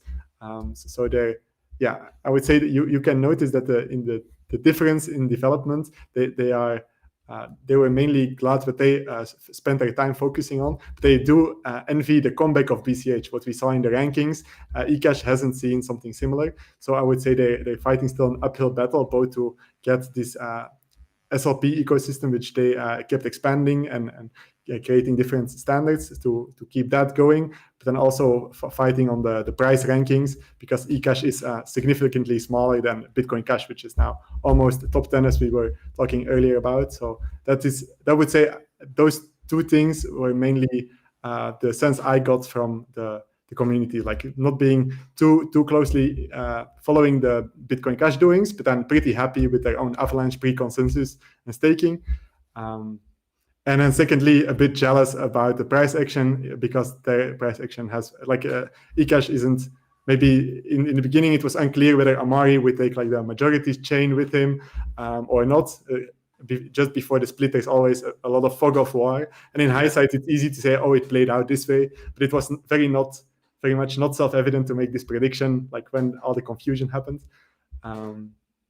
So that was also one thing that was pretty alive, like the fighting against the industry. Even BCH has this to some extent, where the underdog story. But if you're on the second page on CoinMarketCap or something, this is even a much harder uphill battle. So that was also one thing that kind of that I took with me from as an impression.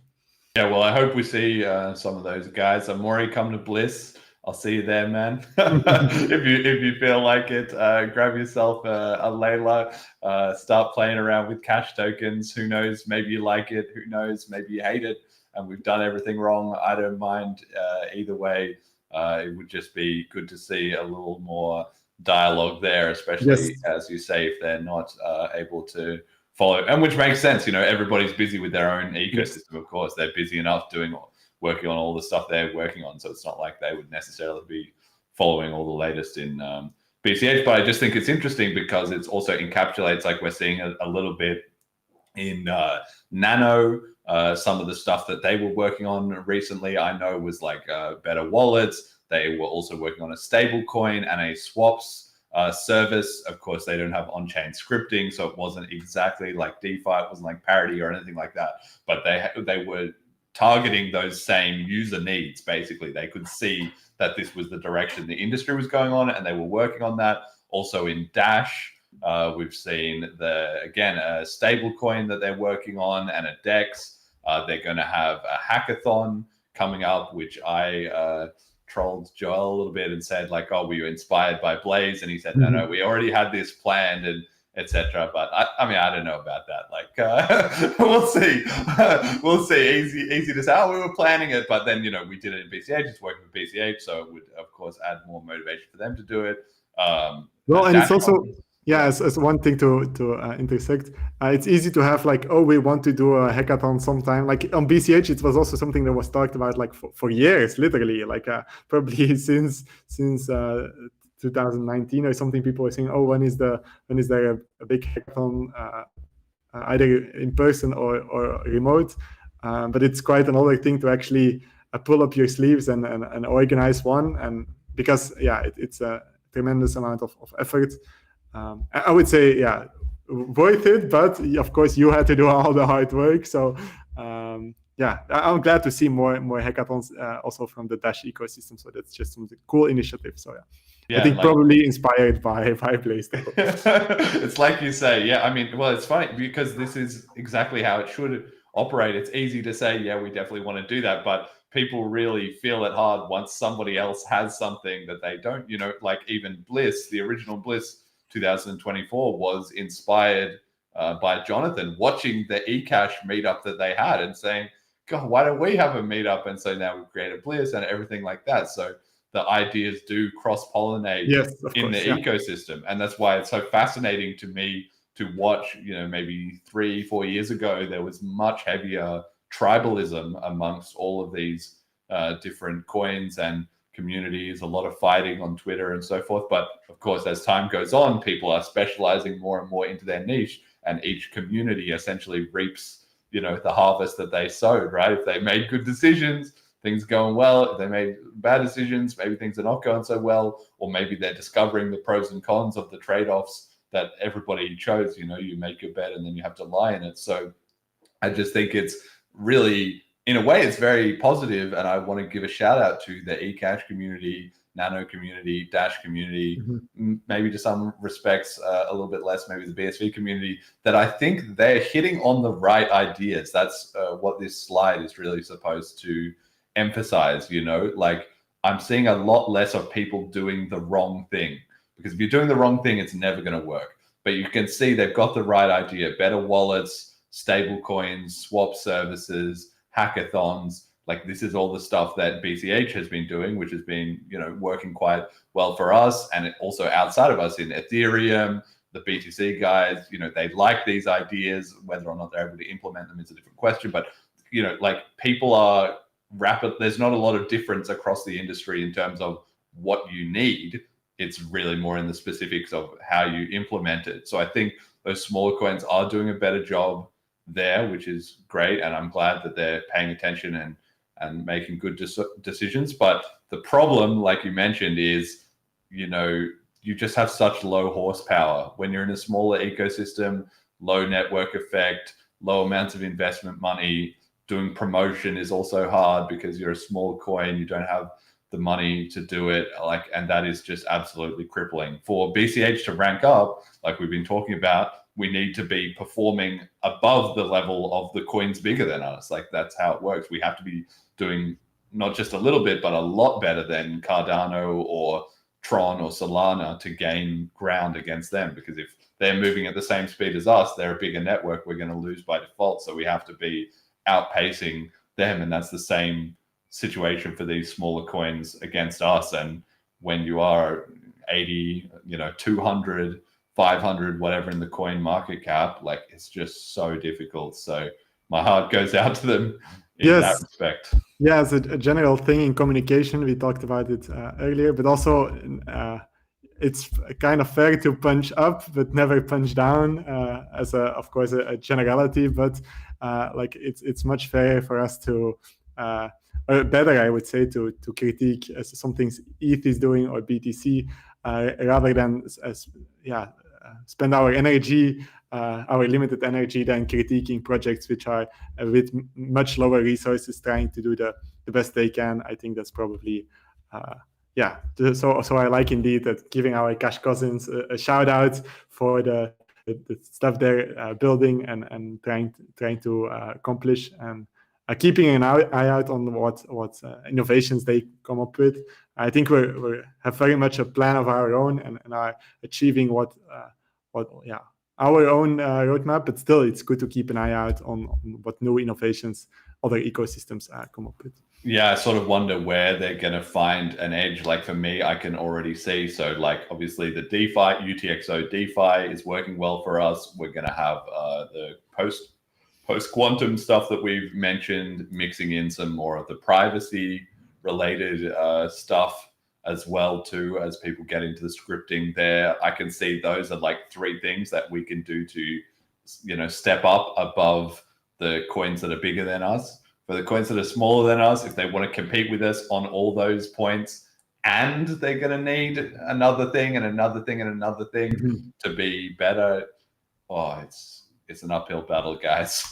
But in any case, like you mentioned, let's maybe also punch up instead. We have in the BTC ecosystem a little update on what they've been up to. The newest thing from them is this thing, the cat. This is not to be confused with OpCat, which is a completely different proposal.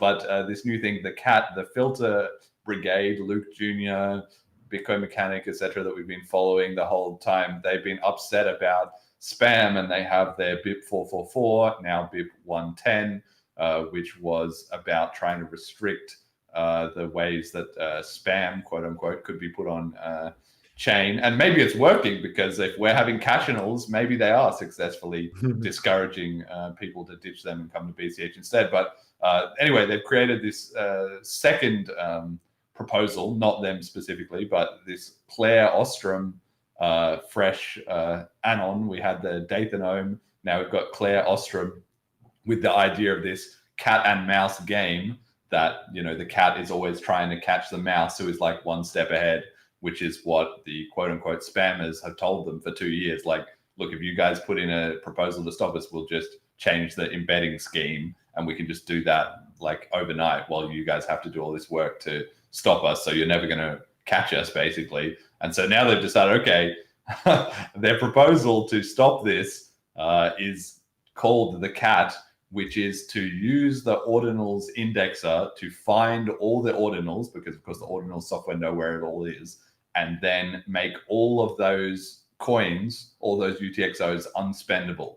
So this would be like burning 40% of the UTXO set as it stand, which according to the filter people is all useless spam and is junking up their nodes. But according to the ordinals people, it is their sovereign money that they used perfectly validly according to the rules of Bitcoin. So this would be confiscation. So it's a very drastic proposal. One question on the slide, it says, it would burn 40% of the UTXO set, representing 250 BCH. Yeah, I typed that wrong. 250 BTC. Oh, okay. So we're talking about 250 BTC worth of quote unquote I see. monetary value. I see. So so that's why it's a very big divisive issue, right? Because it's 40% of the UTXO set, so it's a lot of UTXOs, but it's only 200 and something roughly I've seen BTC. So it's a tiny fraction of the 21 million. Which is where it's creating the tension, because the ordinals people say, well, our Bitcoin is our Bitcoin. Like if you're trying to burn it, that the whole point of Bitcoin is nobody can seize it, nobody can freeze it, it doesn't matter if it's one Satoshi. Yes, if you're confiscating one Satoshi, you've already broken that line between unconfiscatable. Like that's it, it's over. And then of course the other guys are saying, well, but look at how burdensome this spam is. It's like 40% of the UTXOs. Like, wake up. Are we really gonna suffer so much quote unquote spam over such a small amount of money? The answer is actually yes, they are going to suffer it, but they haven't come to accept that reality yet. There's also been a bit of chaos about this because this proposal, like you said, being confiscatory, was sort of moderated, quote unquote, filtered, quote unquote, from the Bitcoin dev mailing list, which then upset the people who wanted to make it. They said, oh, this is AI slop and it's confiscatory. We can't have it on the mailing list, which created chaos because then the people doing this proposal said, well, A, you're banning us as spammers, which is quite ironic, but B, like according to the Bitcoin process, the BIP process, you have to be able to post on the mailing list to get a BIP number. So we can't get a BIP number because we're not on the mailing list, but you're not going to recognize our BIP because we haven't posted on the mailing list, which you won't let us do. So that's creating even more infighting, basically. Yes, it's a real catch-22. I think the best thing the whole NOTS movement has done is to expose kind of what this BIP process, or just a process of trying to get an upgrade into BTC. How convoluted, or there is no clear process, or the process changes all the time. Whenever you think you're making progress, you're actually not. I think this ties into the next point of general chaos and dysfunction as usual. So indeed, it has become the kind of the norm on BTC. And the best thing is indeed that the NOTS movement, it kind of it kind of exposes this. A lot of people are thinking, well, how are upgrades actually managed? How did Taproot get activated? Like, why did Schnorr get in, or why did these limits get raised, which enabled the spam, or how did we do SegWit? Like, and I think it is a really positive development that many people are starting to question the power dynamics in Bitcoin, because it's a popular meme to say, oh, there are no leaders, or there are no leaders in BTC, but actually that's not true. You have people with merge access. Like, Taproot didn't fall out of the sky, right? There were people involved in pushing it, in reviewing it, in approving it. So there is a process. It just, the process kind of changes, and it's very vague, and probably you're trying to do fully the wrong thing. It matters more like whether some of these old guard like Maxwell or Peter Woolley are involved, and whether they approve it matters a whole lot more than and not being able to get a BIP number, or not being able to get on the mailing list. It's just too absurd. Like this would be things that we said 4 years ago, but people said it's too absurd to be true. But no, that's actually what happens. Like, you need to get on the mailing list, but you will be censored from the mailing list, and you need to get a BIP number, but actually the BIP process is like totally arbitrary, corrupt, and changes the whole time. So chaos is the best. It is absolute chaos, but it is, of course, very vindicating for us to see, point and laugh, jeer from the other side of the fence, because, of course, we don't have any of these problems. So that's a nice thing to see. But I think, obviously, we do have to sort of somewhat take a lesson from it, which is that we need to be aware, that what our process is working for us, but it just goes to show the importance of maintaining that over time. And especially if we are introducing new people into the ecosystem, we need to make sure that they also feel like they're being, treated fairly, and that they are part of the process, and that things are not done arbitrarily and so forth, right? So I think it's quite important for us to keep an eye on it in that respect. But it is very interesting to see The regret as well has super set in. There's so much discussion this year about Taproot and SegWit maybe being a mistake. There's been a lot of debate about that, and that's already the first thing. Of course, they didn't get to the second realization, which is the Bcash has told us, but even just that first step of thinking, oh, okay, well, we did this, and at the time we sort of said to ourselves that, the limits were all correctly set, etc. But now again, they've made their bet, and now they're lying. Oh, well, holy cow, now there's all this data on chain, and some people are like, that wasn't the purpose, and other people are saying, yes, it was the purpose. In fact, it was all discussed at the time. Were you not paying attention? Did you not think it through? Did you not understand? And it's just people want to know who made this decision, and then you get kind of gaslit. Nobody wants to take responsibility, but clearly people did decide on it, and not Well, and then it's like that Spider-Man meme with all the Spider-Mans pointing at each other. Exactly. It's like it's all the responsibility is so diffuse, which is the whole point. Of course, the point of the system is to be confusing and shift blame away, and then it comes back to hijacking Bitcoin, etc. So really, that's been one of the big stories of 2025 has been the BTC community, because 2024 was when the industry realized that hijacking Bitcoin was true.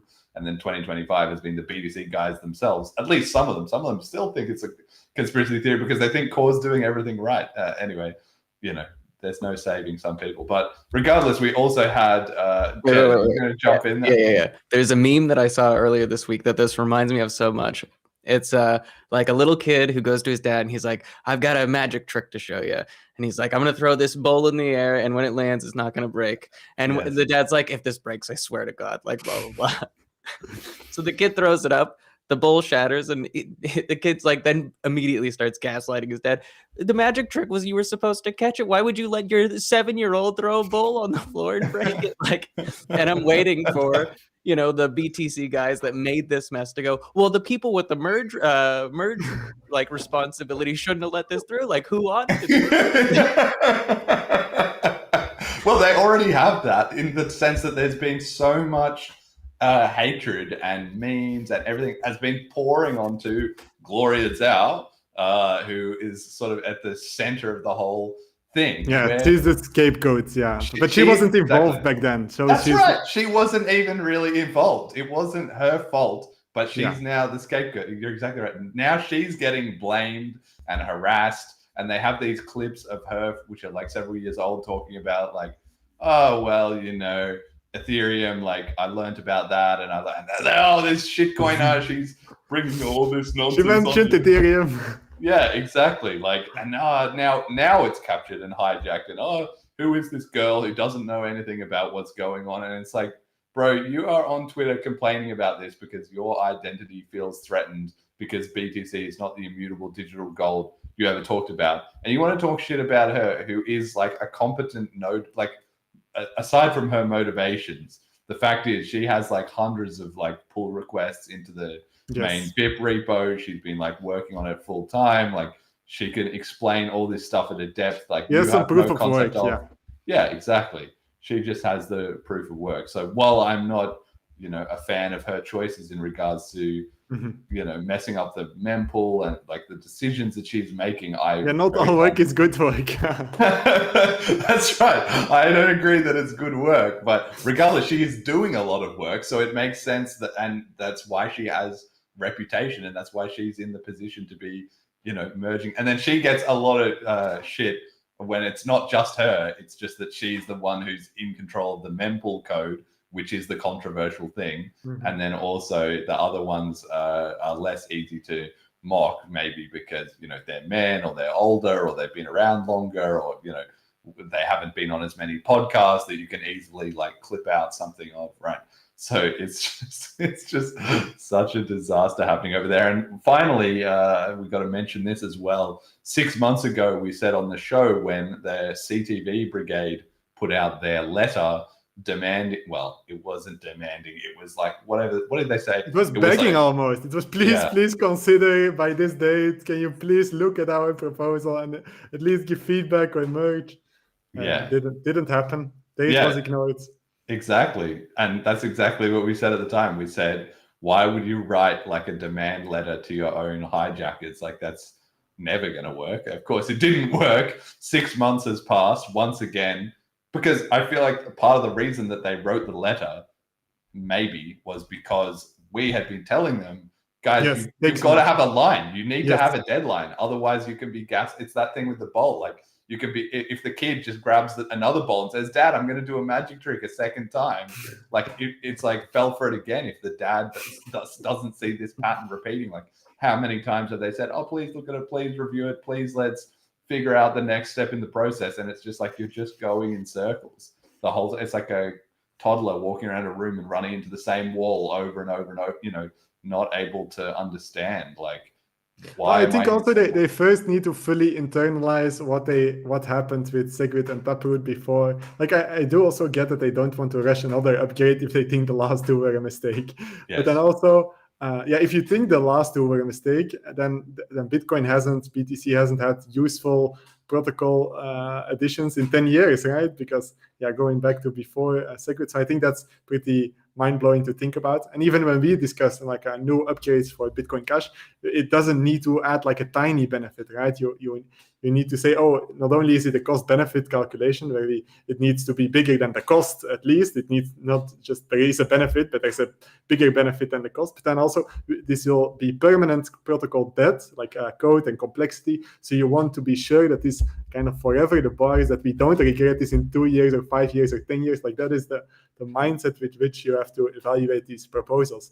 So to say that they made two big mistakes in their two only big protocol upgrades over the last 10 years is like such a big dramatic failure, and they will have to pay this protocol in complexity and debt going forward, and they can never really reverse it. And for example, they had like the ordinals and now the GAT, so they all kinds of secondary second order effects, so much cost and wasted time and drawbacks, all because these were two mistakes. I think it's fair to say both Segwit and Taproot were badly designed. People regret them later, and it's not enough to regret them. You can't easily fix it. The second order effects are here. I wish there was a Bitcoin which didn't have Segwit and Taproot. Like that's kind of the point that people have to get to. But once they get to that point, then I don't think they will stick around at BTC. Well, then that's it. Yeah. And then it just becomes, can we accept? And that's why, like it's so strange in a way that we've said it all on this show. It's been said literally since 2015, like, guys, this is the wrong thing. If you do this, you're going to screw it up. You're going to realize later. Lightning Network, while technically being potentially one solution, nothing wrong with payment channels, not mutually exclusive with a block size increase, blah, blah, blah. Like, this is the wrong thinking. Yes. You're trusting the wrong core developers. You're investing in the wrong layer 2 technologies. You're going to screw up all the merchant network adoption. Think about how much of the industry now is popping off in ETH, Solana, like all these different things. People in hindsight, and people joining the industry now, they don't care. That's the other thing as well. If you're 23 years old and you've just thought about, oh, crypto, I've been hearing about that, let me look into it. You don't like come into a world anymore where it's like, okay, Bitcoin, I'm down the rabbit hole, I'm in all this. It's like, okay, Bitcoin, read a bit about that. Oh, Ethereum, that looks pretty cool, read about that. Solana, blah, blah, blah. Oh, BCH, just heard about that. We saw that in Blaze, people coming up that were like, oh yeah, I looked into this, I looked into that. And one way or another, I got into BCH. That's happening every single day. Is the industry has just routed so much around like whatever those top BTC podcasts were. Used to be like the industry trendsetter ones, but now they're just like mostly for that echo chamber, right? There's podcasts for every other coin and for the general industry at large, the news sources. Like, again, if you want the BTC stuff, you have to go dig around in their kind of little echo chamber, but the general, exchanges and etc. are just doing every different coin at once. Like, things have just moved so far past all the mistakes that they've made, and the price gains are not there to continue reinforcing that they're on the right track. That was one of the big things that they were telling themselves. Well, the price is going up, so therefore we're on the right track, free markets, etc. But once those price gains slow down, suddenly, what are we doing, guys? Starts to set in. I would say that the lesson here is you can make mistakes for quite a while, but it eventually catches up to you. Even if you're Bitcoin, like the number one, the first mover advantage, the network effect.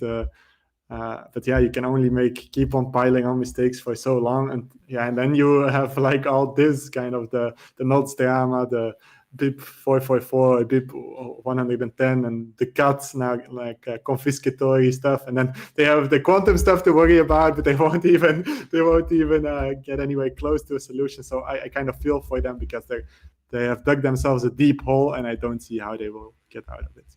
Yeah, well, like they say, if you're in a hole, step one is stop digging. So I mean, that's where they've got to start. But I mean, of course, they're welcome to come ask me for my opinion, but it hasn't changed. We've documented it all in this show however many times. Go watch the Bitcoin Mechanic episode. We laid it all out there. Step one is you need to have everybody have the same vision. That's it. It's not about the code. It's not about the history. It's not about the technology. It's not even about podcasts or anything. It's like everybody needs to be on the same page. If you have a large group of people, that's not decentralized. Well, it is decentralized, but it's also just chaos and a wreck. And that's why you can't ship upgrades. And nobody knows, is it digital gold? Is it inscriptions? It just kind of, it is what it is. It's not a cash system, really. People were using the cash system meme again because they don't like the arbitrary data and the ordinals. So they're saying, well, it's supposed to be a cash system for monetary transactions, but then like you're limited to 1 megabyte, and then the whole history, the scaling debate comes up again. So they're like totally confused in their narratives. So yeah, that's the price of being in such a giant hoax with so much misinformation and so many bad actors. And then, it's only just reality. Reality speaks louder than everything. Truth doesn't rust. It just takes a little while. Mm-hmm. But, maybe they're slowly going to be able to unplug themselves. Okay, we got meme of the week. This is a good one, and it's sort of related on topic. It's from some sort of recent cryptocurrency conference. CZ talking to Peter Schiff, of course, the famous gold advocate, on stage. Take a look at this. It's pretty heavy. So I have a nice box here. What is that? It has some, I think it's Kyrgyz language. I took it back from Kyrgyzstan. He has a certificate. I got this from a very important person from Kyrgyzstan. Very recently, just completely by luck. So we take it out. It's pretty heavy. I'll put this down. You see, it says Kyrgyzstan, 1,000 grams, fine gold, 99.9.9, and a serial number. Try it. Yes, it's heavy. Is it real gold or no? Well, I don't know. Is this what you're trying to? Let's see how it looks. Well, the color is a little. This is pure gold. So that's a good deal. CZ getting a nice, easy win there over Peter Schiff in their Bitcoin versus tokenized gold debate, trolling him on stage. I also think CZ is also the perfect person to do it because he is like a mega rich guy. Like, it's completely feasible that he would just have some fat slab of gold like sitting around, that was perfectly authentic, or that he would have just to troll Peter, like invested $200K in making like a realistic fake or something like that. So you can see that Peter is really just like lost, like, oh shit, like I don't know, is this real? Is it fake? And there you go. The point is proven instantly, right? Yes. Oh man, but he loves it. But it's kind of the same thing, Peter Schiff's in that same hole of having invested so much ego, so much time into the whole gold is the real thing. I mean, these days, really, his whole argument, which is why he gets so easily shredded by someone like CZ, is basically BTC is a scam, where he says, oh, you can't use it as a peer-to-peer cash, basically, which is right. It's correct. But then you say, well, what about all the projects that you can use as cash? And then he doesn't really have an answer for that. Nobody really presses him on that because he just goes on the BTC podcast, All right, quick shout out to NoHype85. Shout out to the Dragon Riders in the House of the Dragon in the chat. And also we have John Doe V7N4U talking about BCH being too slow because he didn't get a confirmation in the last 20 minutes. Well, for that, you can look into the 1-minute blocks proposal that has been discussed and debated. But of course, hopefully you can also get ZeroConf going. But there are some solutions there. Maybe just let's quickly touch on that. Mathieu, do you have any thoughts on 1-minute blocks? How are you feeling about that? There's recently been more discussion and debate around that proposal as well too. Yeah, so I think I've brought it up in other discussion context as well, but for DeFi, it actually matters quite a bit because once you have like a smart contract UTXOs and many people interacting with these, then you start to get in unconfirmed transaction chains. And that's good as long as everyone wants to build on the longest unconfirmed transaction chain, but these are unconfirmed. So you can as well branch off halfway in an unconfirmed chain, and then either the whole, like you can have the whole chain happen, none of the chain happen, but if you have 2 branches, then everything that extends the one branch is very uncertain. So that opens a double spend vector. And then you really have to wait until the next block to see, oh, did it get included or not? Because in the mempool or like on the network topology, both exist. And so I think for DeFi, shorter block times would be very beneficial to solve this competing transaction chains. I'm not sure for exchange deposits. I know you have talked about it, but in the worst case, it stays the same. In the best case, it gets faster, or the exchanges get more confidence, or they just forget to change the parameter or something. So the worst case, it stays the same. The best case is clearly better. So, but I think mainly for DeFi is the use case where we would benefit from, especially once our DeFi ecosystem gets more advanced. You will see people who try to do these double spend things with, for example, Calderon DEX. They will try to make a swap which is beneficial, but uses the old price ratio and kind of skips ahead in line for a bunch of unconfirmed transactions. Because as long as it's unconfirmed and there is a profitable opportunity for a trader or an arbitrageur or someone advanced using this DeFi stuff, who can just ignore all your unconfirmed transactions and use a more favorable price to him, and then maybe he will try to bribe the miner, so at a very high fee, or maybe he will submit it directly to a miner, or maybe initially the miners might be the ones who try to game this DeFi stuff. And I think it would be naive not to look at least at the Ethereum ecosystem and see that there this kind of DeFi second order effect. So the how do they call it? The maximum extractable value, MEV, MEV. It's become so prominent that likely half of the transactions are involved with either. It's more than that. I was seeing there was an article, Jason Bryson posted an incredible article that I was reading, which was like something, it's like 80 or 90% of their block space is being taken up by this MEV that is going on. And for them, it's even worse. Like in BCH, I think this problem would be, it's a completely different situation with UTXO, but they're having a big problem because you can have transactions fail. So they have people that are paying gas to put in transactions that then never happen, but they lose the money. The gas, they've lost the money. And then they made contracts that like bet on that basically. So they make contracts that go into the mempool expecting to fail, but looking for an arbitrage opportunity at the moment they're in the mempool. And if they find one, then they follow it through. And if they hit like 1 out of 10 or 1 out of 100 or whatever, that pays for the other one. Yeah. And then they're just spamming it up with all these empty transactions that are never going to do anything. And like, it's just a wreck. So now so much of their block space is just taken up with failing transactions. Yeah, so I think if we are to take our DeFi ecosystem seriously and we're thinking about a more long term, then I think we have to put on our adversarial hat, right? Where like people want to make money doing things which are not intended but are still allowed. And then you can quickly see that these unconfirmed transaction chains become problematic in some cases. So you really have to wait for the next confirmations. And if that's 10 minutes on average, then it can take up to an hour. So, and then you never know, did my Calderon DEX transaction, you come back to the computer maybe an hour later and, oh, it didn't happen, I have to retry.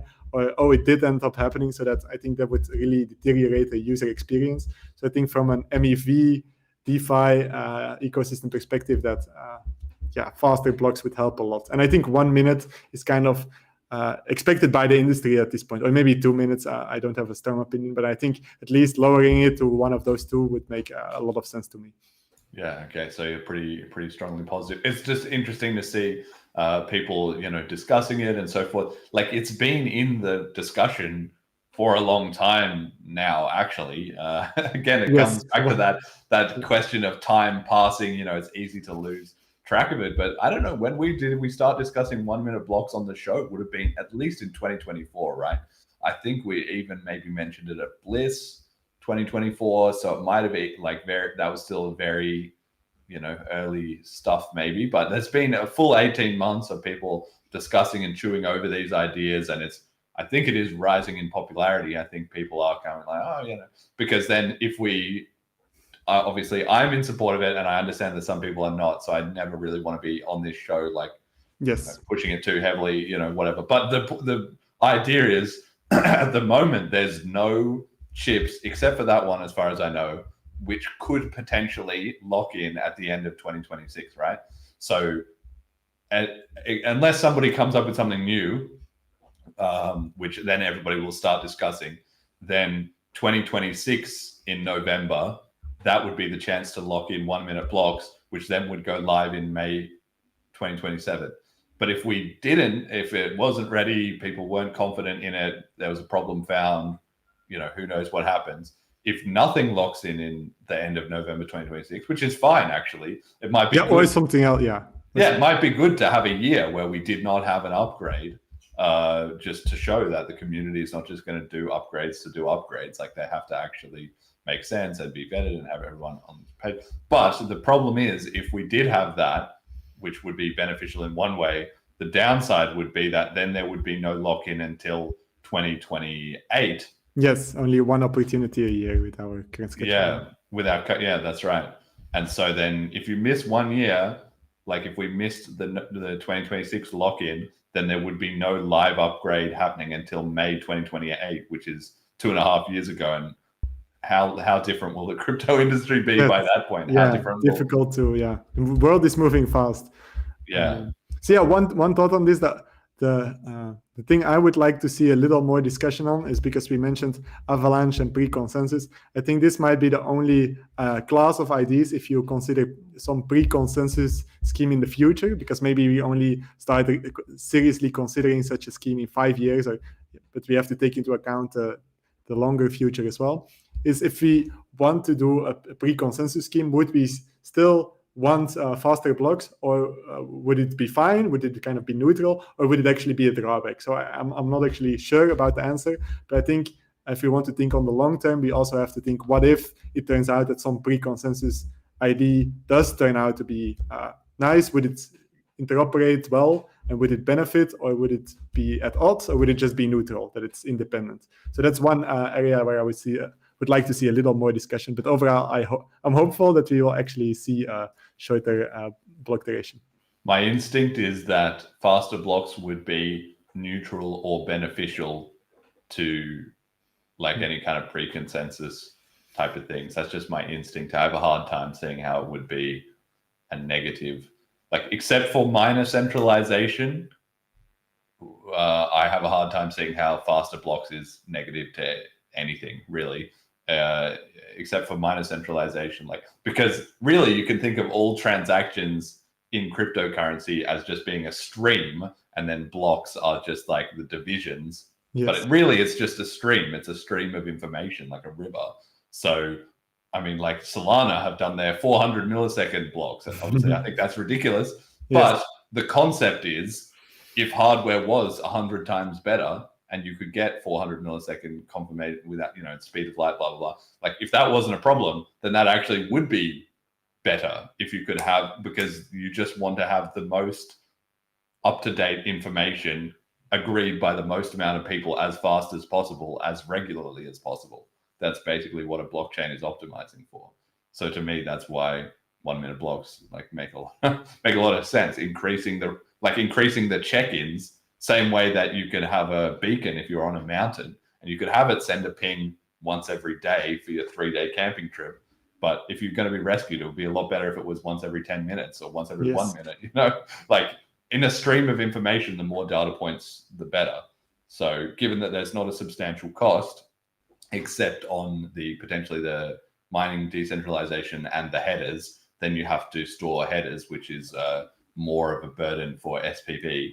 But Well, and reorgs might be more common, right? So reorgs will be less common. That's the thing, because actually it's like it's in the white paper in that section 8 or 9 or whatever it is at the end, is that if like one 10-minute block is easier to reorg than 10 1-minute blocks, right? Not only do you have a loading bar effect, but because the blocks, the smaller blocks have been distributed around the network in that smaller amount of time, it's kind of like having 2 1-minute blocks is roughly equivalent to having 2 10-minute blocks, if you know what I'm saying, because each independent block propagates around the network. Do you know what I'm saying? So I think I see what you're saying, but I just mean if you 2-block reorg sometimes happens, I think, but not too often in a year. But like if this is just 2 minutes apart and there's some network issue or like some selfish mining or something, then I think like 2 or 3-block reorgs would be more common. Like that's just, I think if we would see the data before and after. Yes. Like I would be surprised if it would be the same, because there's just so many more blocks. Like if anything, there's 10 times more blocks at a 1-minute block time. So I would expect 10 times more to block deep reorgs. But then moreover, I think because this time window is so short, and then if there's the Great Firewall of China or some other network topology or selfish mining or whatever, I think because the blocks come rather fast, you can also see more reorgs. So that's just, I'm not sure, I should talk to some of the researchers about this more in depth. Yes, it was. Anyway, in any case, it's definitely something that needs a lot more research, and there's time for us to do that. Yes, to discuss. Yeah, exactly. There's time to discuss in depth, and that will probably be an important topic in 2026. So I think so. Yeah, definitely. And so that's just, it was just interesting to see it coming up, and some people were saying like, oh, some people are on board with it, some people are not on board with it, et cetera, et cetera. And it's like, yes, but that's the whole point. That's what we're doing here. Every upgrade has been at least a little bit controversial while the community is discussing it, and it's only over time that everybody slowly shifts into, seeing things in a new way or finding the best solution, etc. Okay, all right. We got a message to the community. You know how it goes. Your chance to tell the BCH community whatever they need to hear. Maybe a little retrospective on 2025, some predictions for 2026, whatever you're feeling. Yes, so my message would mainly be for the new builders or the people who participated in Blaze, or anyone who recently has started building things and is now maybe reflecting the new year is close by and is maybe wondering like, I want to encourage like more entrepreneurial ventures on Bitcoin Cash. So now, as we talked about, since March, I've been doing it myself with a company, and the whole process of it's been an adventure, I can tell you, including then the stuff with leading up to the launch. So it's of course a whole adventure with ups and downs. But I would encourage everyone to really take serious, if we believe in this long mission of Bitcoin Cash, that we think it's going to be such a big thing, such a profound innovation, such an important invention, that people still need to, like, if you think about all these tech companies that now exist and seem in hindsight, of course, someone invented something like this. Or if you say, of course, Coinbase, like an exchange became very big. Well, Brian Armstrong also had to take initiative at some point. So you always need, if Bitcoin Cash is to become very big, then some of us will do big things. Like they will invent companies, create organizations that will grow to many people and impact a bunch more. So that would be my message, is to, if you believe in the end goal, or like where we're going, then think what opportunities, what gaps are there that you can help bring to realize this vision, and also in a way that's symbiotic, so where it can both benefit what you're building, the organization, as well as Bitcoin Cash and the movement, or like this vision as a whole. So I would say this is in part what we're trying to do with Bitcoin, on Bitcoin Cash with ParityUSD, we see there is a need for the stable coins, and we prefer decentralized stable coins because they're more symbiotic. So, but if we think Bitcoin Cash is going to become big and possibly host a ton of volume on DeFi and stable coins, well, then we need the project and organizations and companies to actually build this infrastructure out, help realize the vision. And I think it's plausible that there's more Coinbases and Geukens and whatever, or like Uniswaps and Aves, but here in Bitcoin Cash, they're just still being created. So I would encourage entrepreneurial thinking for the next year, maybe some risk taking, calculated risk taking, and some positivity. And also it's really empowering to help build out the thing you believe in. Because if you're an investor, that's of course totally fine. But if you have your money in something, but you don't play an active role into helping realize it, whereas you can also be like manifesting this into reality by doing the hard work. And this can, of course, be in many forms, being engaged in many forms. But I think helping create what you want to see is the most empowering thing. So it's easy to be pessimistic or negative, maybe with a news cycle about the state of the world generally. But if you help build what you want to see different in the world, that's really empowering. So that's what kind of I try to do with my projects. See something that's missing. Oh, I wish this would exist. I wish this would be different. Well, let's just try and change it. Let's go for it, take the risk, be bold. Also try to be a bit of a visionary in the sense that we see the vision and let's try to actually get there, right? So why don't we have a solidity for Bitcoin Cash, for example? But there's so much room for people to do great things, and we're still small. And I hope to see this come to fruition. So that would be my message to the community, to take this positivity and entrepreneurial spirit to heart for the next year. Amazing. Okay. Shout out to our FundMe contributors. We closed that next round, episodes 166 to 175.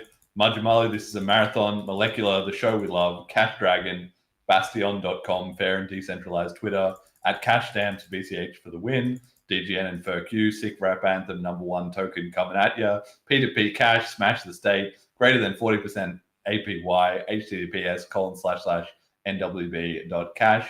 Jonald, best podcast ever. Brian Kanachi and Anonymous. Shout out to our donators, of course, and our patrons, Ricky, Kyle, and HP, and our sponsors, General Protocols. Check out bchbull.com.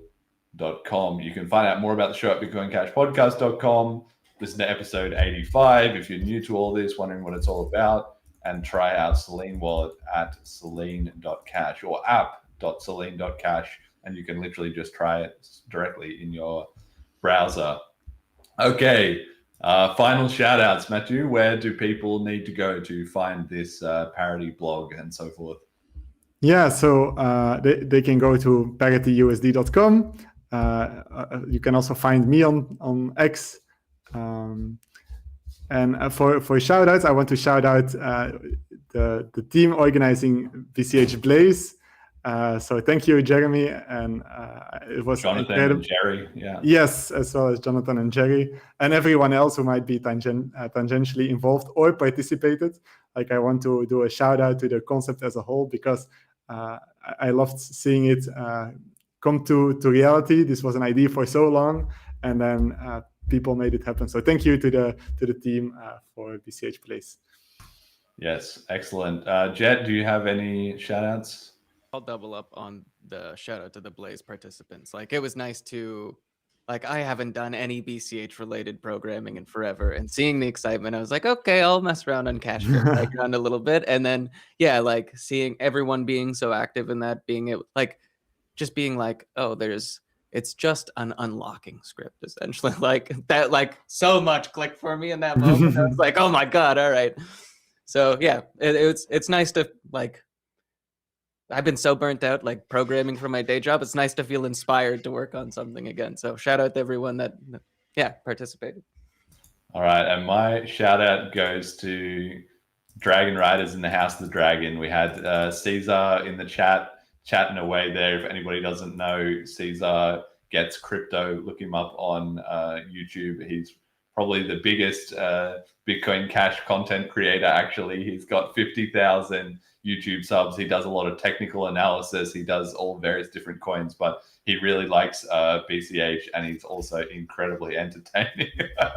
So glad he was watching the show and enjoying it. He had a great video about conviction that I was watching last night, so check that out. He has his signature phrase, shout out to the Dragon Riders. So that's the BCH community right there. Okay, we're going to have one more podcast episode for the year. It will be the Christmas episode next weekend. With predictions. With predictions. Do you want to make any predictions, Mathieu? Oof. That ParityUSD will be launched in early 2026. Okay, all right. Anything else? Yeah, that will get into the top 10, no doubt.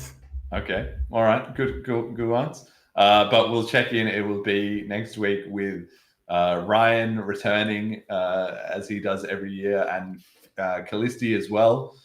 Plus, also Fiendish invited himself onto the show, basically, because he was keen to get in the mix. So we'll have definitely a banger roundtable. Yeah, it will be a fun episode. So check in for that next week, and then the show will be done for the year. Everybody can go have Christmas, New Year, and then the fresh assault on the banking system and changing the world in 2026. All right, you can all look forward to that. Thank you all for listening. Until next time. Bye-bye.